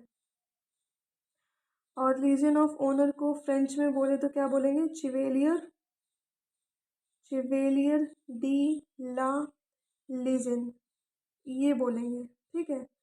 और ये अवार्ड इन्हें दिया है फ्रेंच गवर्नमेंट ने, फ्रेंच गवर्नमेंट ने दिया है। और जब भी अब नेक्स्ट विज़िट होगी, उस नेक्स्ट विज़िट में जो भी मिनिस्टर वगैरह फ्रेंच गवर्नमेंट से जाएगा, वो उन्हें ये अवार्ड कन्फर कर देगा। और ये हाईएस्ट सिविलियन अवार्ड है। ये क्या है? Highest French order of merit है, जो शशि थरूर जी को मिला है। 39th क्या है? 39th news is related to World Elephant Day, World Elephant Day. और ये किस दिन ऑब्ज़र्व किया जाता है? ये ऑब्ज़र्व किया जाता है हर साल 12 अगस्त 2022 को। And to create awareness on elephants conservation, elephant की कंजर्वेशन के बारे में अवेयरनेस क्रिएट करने के लिए, ओके। तो जो फर्स्ट वर्ल्ड एलिफेंट डे था वो 2012 में एनिवर्सरी मनाई गई थी। या दैट इज़ इट, इसका कोई थीम नहीं है। सो यही है कि वर्ल्ड एलिफेंट डे 2012 में सबसे पहले मनाया गया था, और to create awareness on the elephant conservation and to share knowledge and solutions for the better protection and management of wild and captive elephants. ठीक है, they can share their knowledge, they can share their solutions related to this matter. And या 12 अगस्त को हर साल। अब चलते हैं news number 40th। So international international youth day 2022, और इसको भी हर साल 12 अगस्त को ही मनाया जाता है, 12 अगस्त 2022 को। और इसका थीम है, और इसका थीम बहुत इम्पोर्टेंट है क्योंकि ये दिन भी बहुत इम्पोर्टेंट है। तो इसका थीम है inter generational activity, inter generational solidarity, sorry, international solidarity creating a world of all ages. एक वर्ल्ड क्रिएट करना सारी की सारी एजेस का, creating a world of all ages. और ये दिन जो है ये सेलिब्रेट किया जाता है अवेयरनेस बढ़ाने के लिए, इश्यूज से रिलेटेड जो वर्ल्ड के यूथ फेस करते हैं। ठीक है, तो फर्स्ट इंटरनेशनल डे जो मनाया गया था वो मनाया गया था 12 अगस्त 2000 को। Fine, okay. One more thing, according to International Labour Organization के हिसाब से यूथ जो है वो 66% है इंडिया की टोटल पॉपुलेशन का। इंडिया की टोटल पॉपुलेशन में से यूथ की जो परसेंटेज अगर निकाले तो वो 66% बैठती है। ठीक है, जिनकी एज 35 से कम है। और इसी वजह से जिनकी एज 35 से कम है, इंडिया में सबसे ज़्यादा यंगस्टर्स और maximum largest number of youth रहते हैं। ओके, अब चलते हैं न्यूज़ नंबर 41 पर। So it is related to doctor Virendra Kumar, who is the minister of, और who is the union minister of ministry of social justice and empowerment. उन्होंने एक initiative launch किया, और उस इनिशिएटिव का नाम है स्माइल 75 इनिशिएटिव। इस इनिशिएटिव को लॉन्च किया है, और ये कहाँ पे लॉन्च किया गया है? निज़ामुद्दीन मेट्रो स्टेशन के पास में, निज़ामुद्दीन मेट्रो स्टेशन के पास में, जो न्यू दिल्ली में है। ओके, और एज अ पार्ट ऑफ ये स्माइल 75 इनिशिएटिव लॉन्च किया गया है एज अ पार्ट ऑफ आज़ादी के अमृत महोत्सव।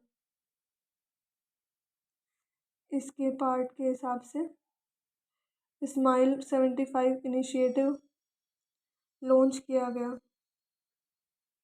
ठीक है, और स्माइल की फुल फॉर्म इम्पोर्टेंट हो जाती है। What is the full form of smile? So smile की फुल फॉर्म है सपोर्ट करो मार्जिनलाइज्ड इंडिविजुअल्स को, मार्जिनलाइज्ड इंडिविजुअल्स को सपोर्ट करो for livelihood and enterprises, livelihood के लिए एंड एंटरप्राइजेस के लिए। तो support for marginalised individual, livelihood के लिए और एंटरप्राइजेस के लिए। फाइन, और इस इनिशिएटिव के अंदर सेंट्रल गवर्नमेंट ने 75 म्यूनसिपल कॉरपोरेशन को आइडेंटिफाई किया है इम्प्लीमेंट करने के लिए रिहैबिलिटेशन ऑफ पर्सन्स, रिहैबिलिटेशन उन लोगों का जो बैगिंग में इंगेज्ड है। ठीक है, उनका रिहैबिलिटेशन होगा। उसके लिए इस पॉलिसी को इम्प्लीमेंट करने के लिए 75 म्यूनसिपल कॉरपोरेशन फाइंड आउट की गई है। अब चलते हैं न्यूज़ नंबर 42 पर। तो मिनिस्ट्री ऑफ फाइनेंस के नोटिफिकेशन के हिसाब से, वो जो पे करते हैं income tax, those who pay income tax, जो इनकम टैक्स पे करते हैं, will not be allowed to enrol, उनको अलाउड नहीं है, not allowed. Give me a second. not allowed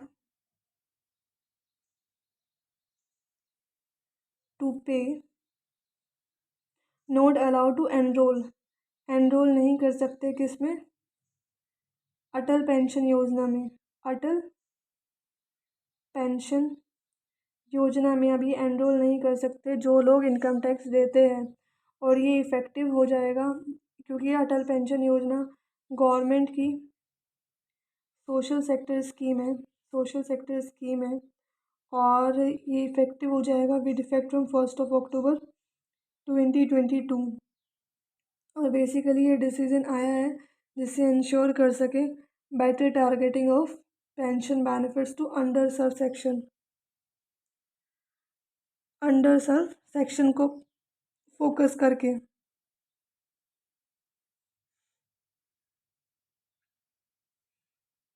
okay, so जिनकी भी मनी और जिनकी भी income up to 2.5 lakh rupees है उन्हें इनकम टैक्स पे करने की ज़रूरत नहीं है, ठीक है, नॉट पेइंग इनकम टैक्स। तो सेम चीज़ है कि इनसे ज़्यादा जितने भी होंगे उन्हें अटल पेंशन योजना का भी बेनिफिट वो यूज़ उठा नहीं सकते हैं। अब चलते हैं नेक्स्ट न्यूज़ पर, news number 43rd news is related to Agastya Malai. So जो अगस्त्य मलाई एलिफेंट रिजर्व है, एलिफेंट रिजर्व, सो वो बना है एलिफेंट रिजर्व बना है 5th एलिफेंट रिजर्व। कौन से स्टेट का? तमिलनाडु का, ठीक है। और इसका टोटल जो एरिया है वो कितना है? 1,19,748.26 हेक्टेयर का ये टोटल एरिया है उस एलिफेंट रिजर्व का।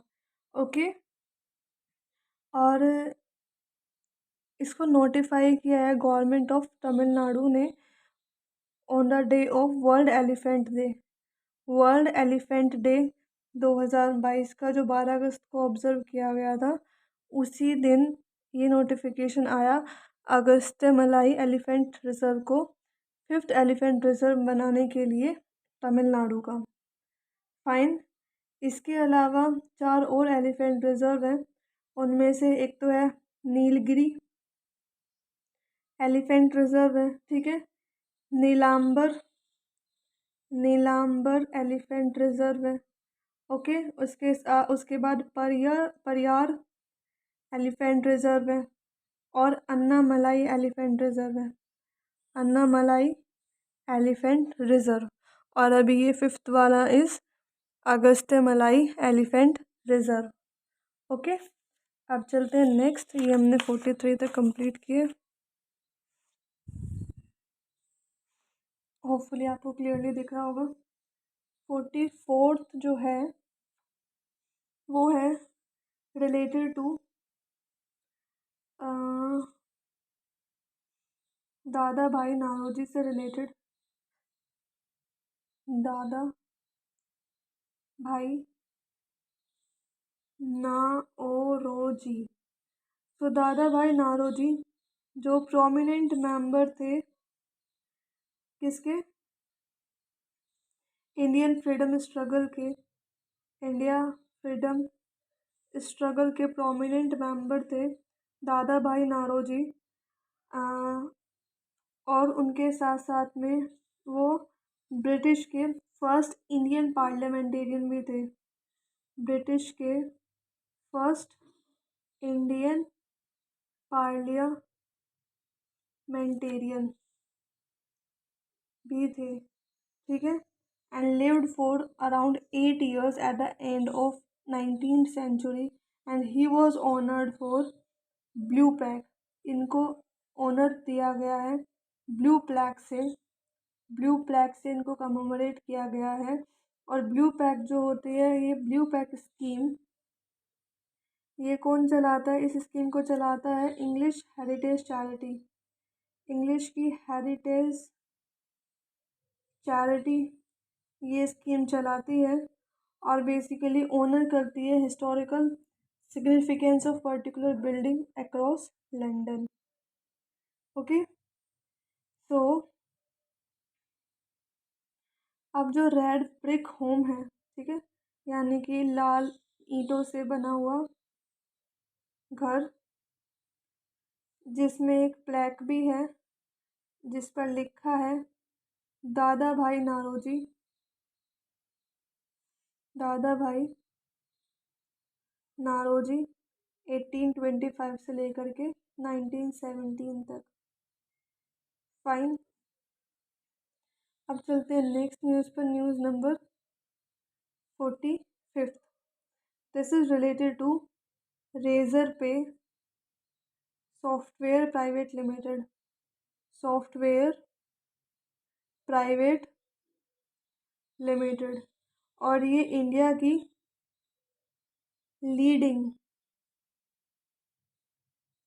फुल स्टॉक पेमेंट है, full stack payment and banking platform है, और ये फर्स्ट इंडियन कंपनी बनी है, फर्स्ट इंडियन कंपनी बनी है जिसका नाम 2022 की फोर्ब्स क्लाउड 100 लिस्ट में आया है of top 100 private cloud companies में, 100 प्राइवेट क्लाउड कंपनीज में। ठीक है, सो रेजर पे जो है वो सेकंड टाइम फोर्ब्स लिस्ट में आया है, और अगर ग्लोबली बात करें तो 49th पोजीशन आई है, 49th पोजीशन है फाइनेंशियल सॉल्यूशन सॉफ्टवेयर के लिए, फाइनेंशियल सॉल्यूशन सॉफ्टवेयर में। अब चलते हैं नेक्स्ट न्यूज़ पर। News number 46। This is related to Muthoot Finance Limited ने बेस्ट ग्रोथ परफॉर्मेंस अवार्ड जीता है, बेस्ट ग्रोथ परफॉर्मेंस अवार्ड जीता है। और ये अवार्ड कहाँ जीता है? बेसिकली 22nd एडिशन आया था इंडिया की टॉप 500 कंपनीज़ का, टॉप 500 कंपनीज़ का, उसमें Muthoot Finance limited best growth performance award जीता है इस एडिशन में और इस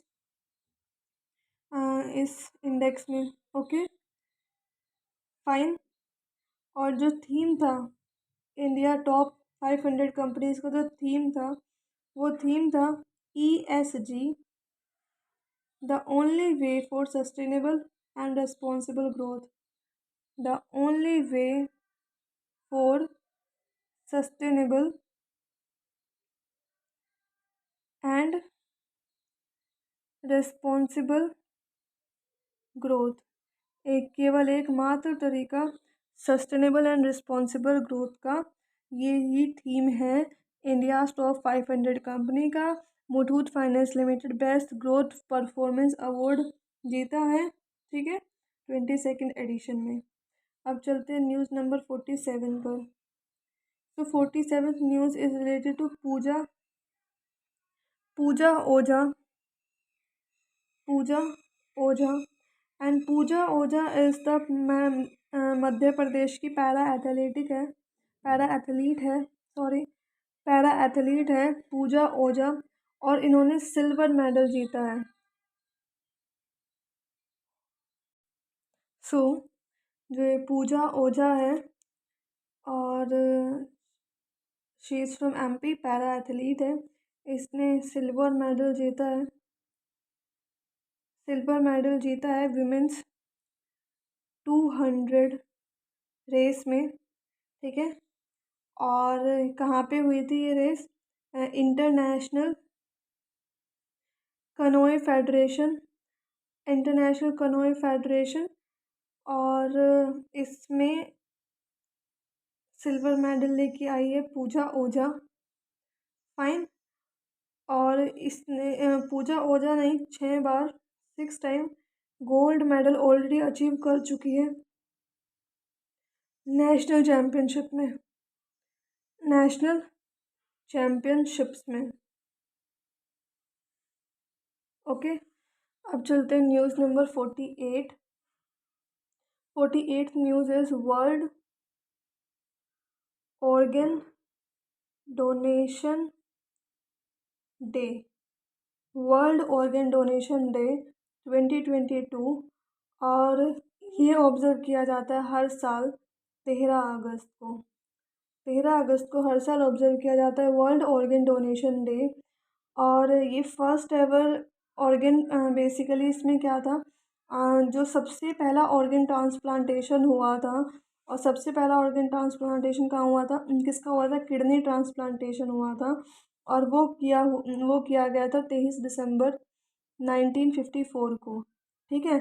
और बेसिकली इसी फील्ड में जो जोसेफ मोरे थे, Joseph more doctor he was, and he was the leading surgeon of the operation. इस ऑपरेशन के लीडिंग सर्जन थे, लीड किया था उन्होंने, और उन्हें नोबेल प्राइज़ भी मिला था फिजियोलॉजी में और साथ साथ में मेडिसिन में, फिजियोलॉजी में और मेडिसिन में। ओके,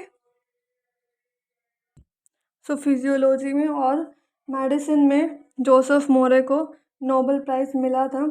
और इस डे को सेलिब्रेट करने के लिए और ऑब्ज़र्व करने के लिए World Organ Donation Day observe किया जाता है। अब next news is 49th is related to 7 अगस्त। 7 अगस्त 7 अगस्त को हम मनाते हैं first National Javelin throw Day. Javelin throw day. Okay, first National Javelin throw Day. और ये नेशनल जेवेलिन थ्रो डे क्यों मनाया जा रहा है, ये मनाया जा रहा है नीरज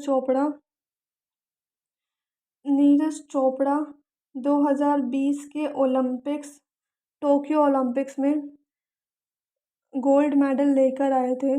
गोल्ड मेडल। ओके, तो फर्स्ट एवर गोल्ड मेडल था उनके फील्ड में, ट्रैक एंड फील्ड में, and in that area, and that is the reason why उस दिन को 7 अगस्त को अनाउंस किया गया था कि हर साल नेशनल जेवलिन थ्रो डे के फॉर्म में उसको ऑब्ज़र्व किया जाएगा, सेलिब्रेट किया जाएगा। और ओके, और या दैट इज़ इट। सो ये फर्स्ट था, और इसको celebrated by athletics federation of India. Athletics federation of India. Okay, अब चलते हैं नेक्स्ट न्यूज़ पर, news number 50। So Meghalaya host करेगा second edition of north east Olympics का। नॉर्थ ईस्ट ओलंपिक्स 2022 का ये सेकेंड एडिशन होस्ट करेगा कौन, Meghalaya. So Meghalaya will host the second edition of north east Olympic 2022। और ये कहाँ पे हो रहा है, ये हो रहा है शिलोंग में। शिलोंग में ये हो रहा है, और कब से कब तक, 30 अक्टूबर से लेकर के 6 नवंबर तक चलेगा। ओके, और this edition marks a very special significance as, ये कौन से दिन मनाया जा रहा है, 50th anniversary of Meghalaya. Meghalaya की 15वीं anniversary as a state, becoming a state. So इसीलिए स्पेशल सिग्निफिकेंस भी है कि 2022 जो है वो मेघालय का 50th एनिवर्सरी है after becoming a state. Okay,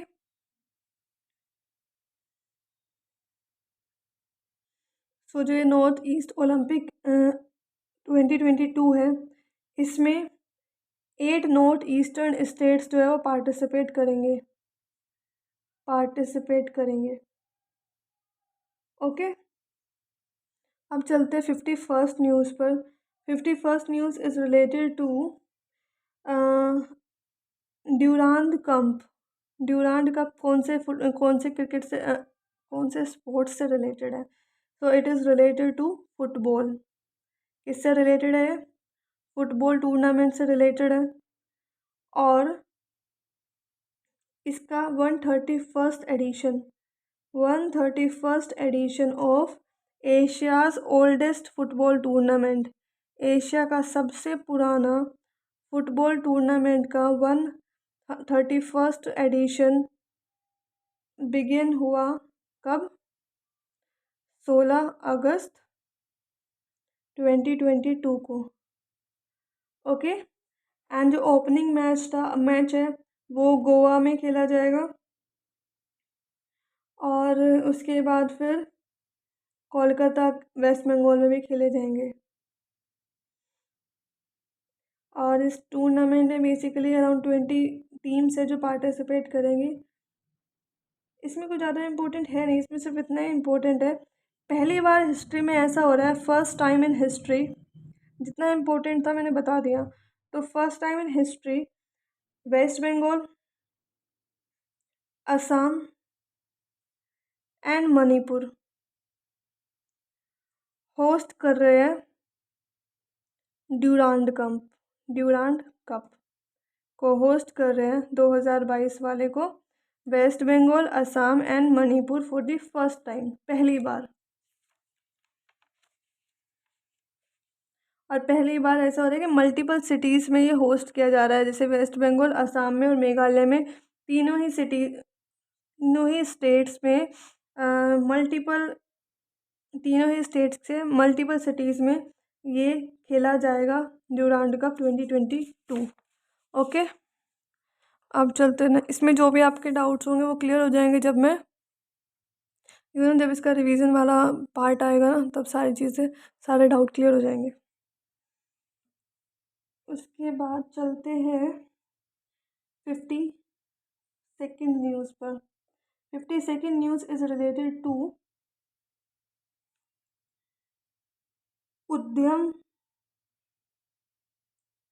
उद्यमार्थनंदापुरम, काफ़ी लंबा और गंदा सा नाम है। Udayamarthandapuram, I am repeating it, Udayamarthandapuram. ठीक है, उद्यमार्थांडापुरम। और ये बर्ड सेंचुरी है बेसिकली। तो ये लोकेटेड कहाँ पे है? ये लोकेटेड है तमिलनाडु में। लोकेटेड है, और तमिलनाडु की तिरुवरूर डिस्ट्रिक्ट में ये लोकेटेड है। ओके। और why it is a news, क्योंकि उद्यमार्थानंदापुरम बर्ड सेंचुरी अभी रिसेंटली इसको ऐड कर लिया गया है रामसर साइट्स में, और ये न्यूज़ में था, अगस्त के न्यूज़ में था। अब चलते हैं 54th न्यूज़ पे। सो कनाडा के स्कॉलर जो जेफरे आर्मस्ट्रॉन्ग थे, जो अभी हमने न्यूज़ में पढ़ा भी था कि उनको Indian council of cultural relation distinguished Indologist का अवार्ड मिला है 2021 के लिए।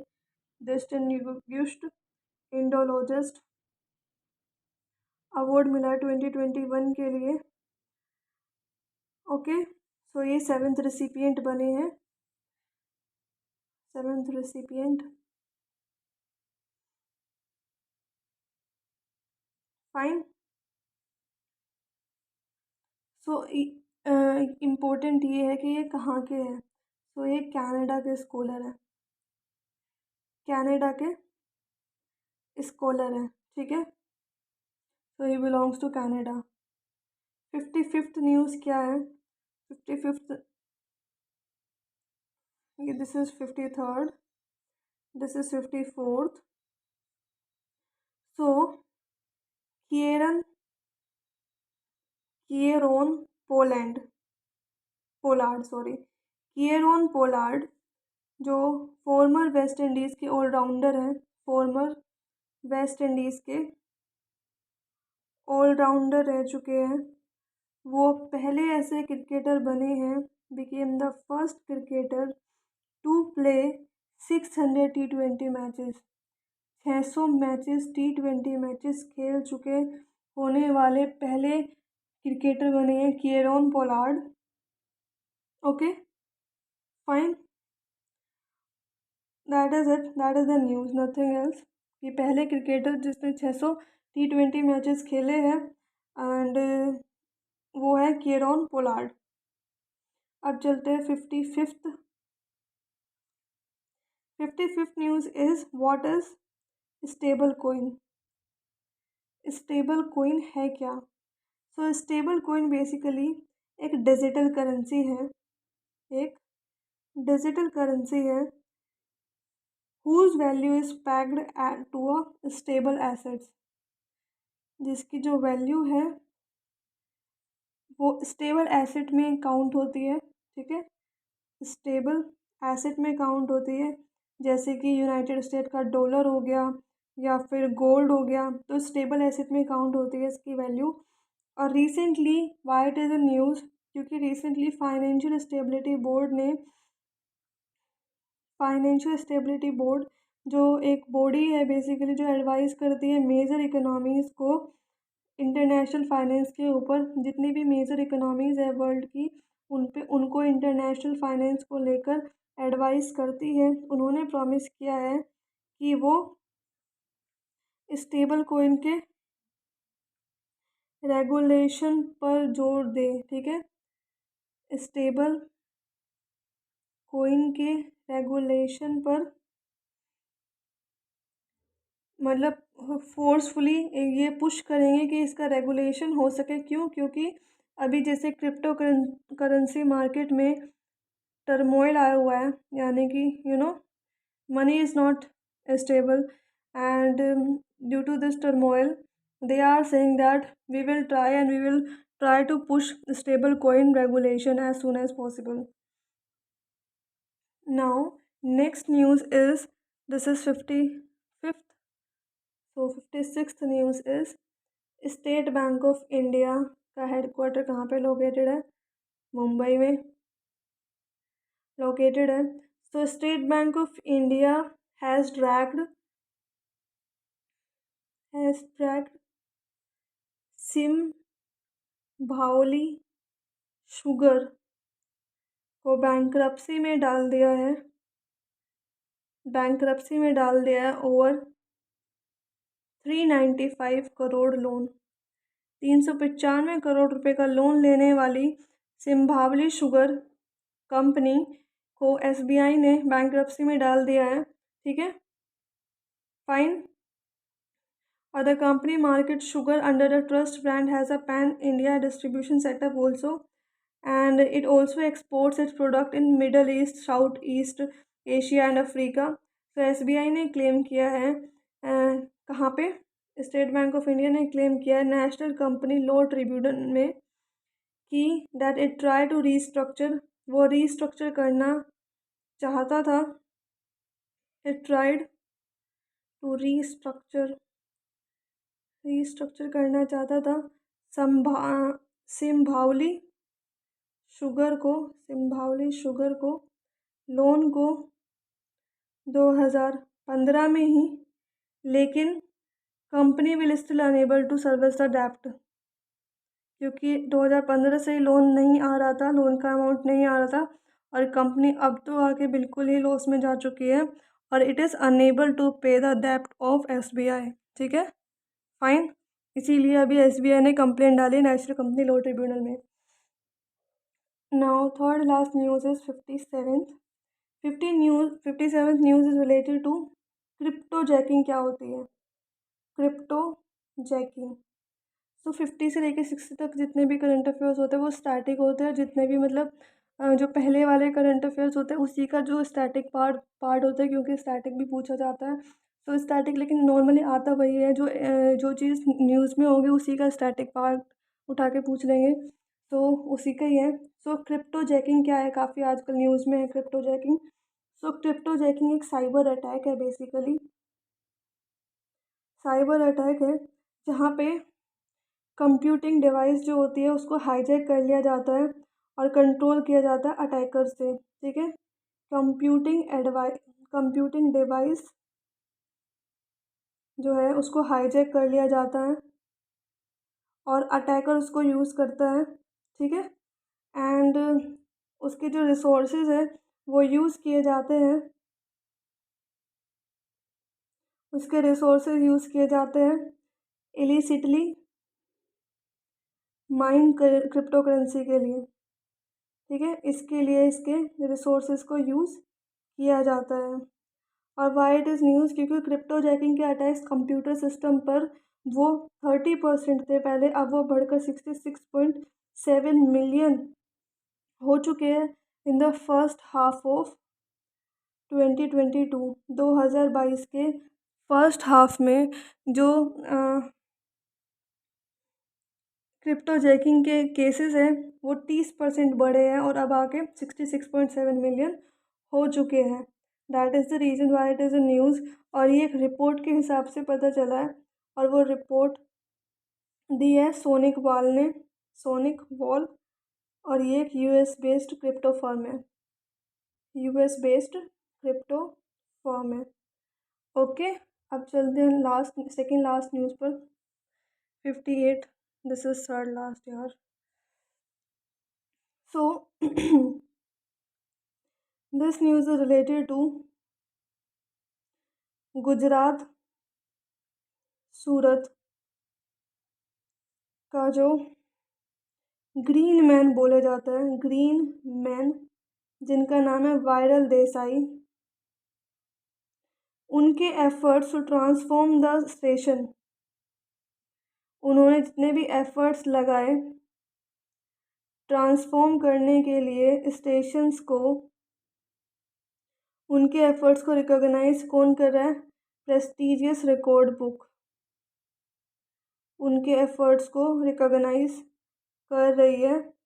और कौन से स्टेशन की बात हो रही है? उड़ना रेलवे स्टेशन की बात हो रही है। उड़ना रेलवे स्टेशन जो सूरत में है उसके ट्रांसफॉर्मेशन के लिए वायरल देसाई ने बहुत एफर्ट्स लगाए हैं। तो इनको रिकॉग्नाइज किया है इंडिया बुक ऑफ रिकॉर्ड्स ने, इंडिया बुक ऑफ रिकॉर्ड्स ने रिकॉग्नाइज किया है, which has name the Udhna railway station as the green railway station.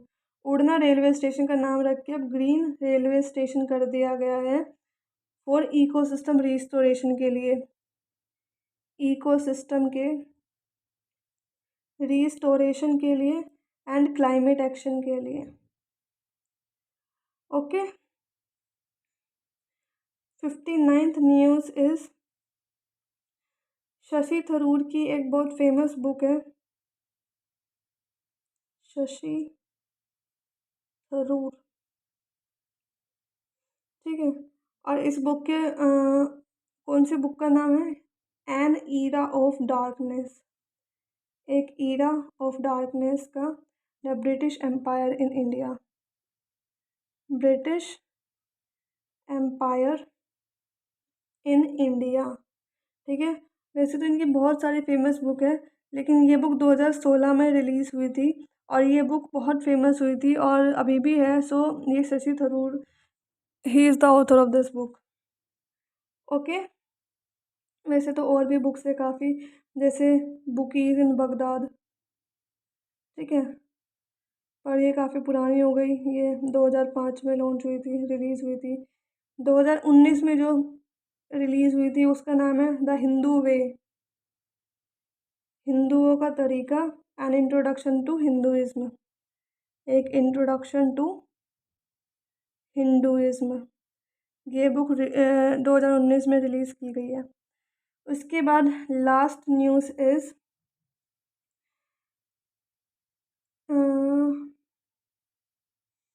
Basically prime minister Atal Bihari Vajpayee ji से रिलेटेड है। अटल बिहारी वाजपेयी, सो उनकी 4th डेथ एनिवर्सरी ऑब्ज़र्व की गई है। फोर्थ डेथ एनिवर्सरी 16 अगस्त 2022 को, and he passed away in 16 अगस्त 2018 में मतलब ही पास्ड अवे, ठीक है। और he was awarded Bharat Ratna उनको अवार्ड मिला था, ठीक है। और basically prime minister Atal Bihari Vajpayee 2 बार प्राइम मिनिस्टर रहे हैं इंडिया के, प्राइम मिनिस्टर ऑफ इंडिया 2 बार, एक बार 1996 में और एक बार 1999 में। और उन्होंने क्विट इंडिया मूवमेंट भी ज्वाइन किया था 1942 में, क्विट इंडिया मूवमेंट ज्वाइन किया था 1942 में। और जो ये भारत रत्न मिला था उन्हें 2015 में मिला था। तो ये कुछ इम्पोर्टेंट फैक्ट्स है रिलेटेड टू हिम जो पता ही होने चाहिए कि भारत रत्न उनको मिला था 2015 में। क्विट इंडिया मूवमेंट में उन्होंने पार्टिसिपेट किया था 1942 में। और वो 2 टाइम प्राइम मिनिस्टर भी रहे, 2 टाइम्स 1996 में रहे और 1999 में रहे। And this was the 4th death anniversary of prime minister Atal Bihari Vajpayee, and he passed away on 16th August 2018। Fine. So ये हमने टोटल ख़त्म किया 3 पेज पूरा वीक का। ओके, सो 9 से लेकर के 16 अगस्त ख़त्म। अभी क्योंकि अभी नेक्स्ट वीक का पूरा ख़त्म होने में टाइम है, सो मैं जून स्टार्ट कर दूँगी। और जून का फिर उसके बीच में अगर अगस्त आएगा तो अगस्त कंप्लीट हो जाएगा। तो कोशिश रहेगी कि जल्दी से जल्दी सारे वीकली करंट अफेयर्स ख़त्म हो। और इसके साथ साथ ऐसा नहीं है कि मैं डेली डेली नया नया नया ये किया, इसे करने के बाद जैसे 2 दिन बाद या 3 दिन बाद इसका रिवीजन दोबारा से, क्योंकि रिवीजन ही इम्पोर्टेंट है। आप कितना ही पढ़ लीजिए, कुछ भी कर लीजिए, जब तक आप उसका रिवाइज नहीं करेंगे, रिवीजन उसका प्रॉपर नहीं होगा, वो आपके दिमाग में नहीं अंदर जाएगा और आप उसको एग्ज़ाम में बाहर नहीं निकाल पाएंगे। So that is very very important. और तो मेरा तो ऐसे ही चलने वाला है कि आज कुछ नया पढ़ा है तो 2 दिन बाद, जैसे अभी मैंने नोट्स बना लिए तो इसका कल में भी इसका पूरा रिवीजन का वीडियो मैं डाल दूँगी। और फिर उसके बाद 2 दिन बाद, 4 दिन बाद और या फिर 1 हफ़्ते बाद तो इसका प्रॉपर रिवीजन का भी एक वीडियो आ जाएगा। सो रिवीजन इज़ द की। आप किसी भी चीज़ को कितनी बार ही पढ़ लीजिए, अलग अलग चीज़ों को अलग अलग जगह से, वो इतना इफ़ेक्टिव नहीं होगा जितना एक चीज़ को हज़ार बार पढ़ना, वो इम्पोर्टेंट है। सो ओके, चलो ठीक है फिर, बाय बाय।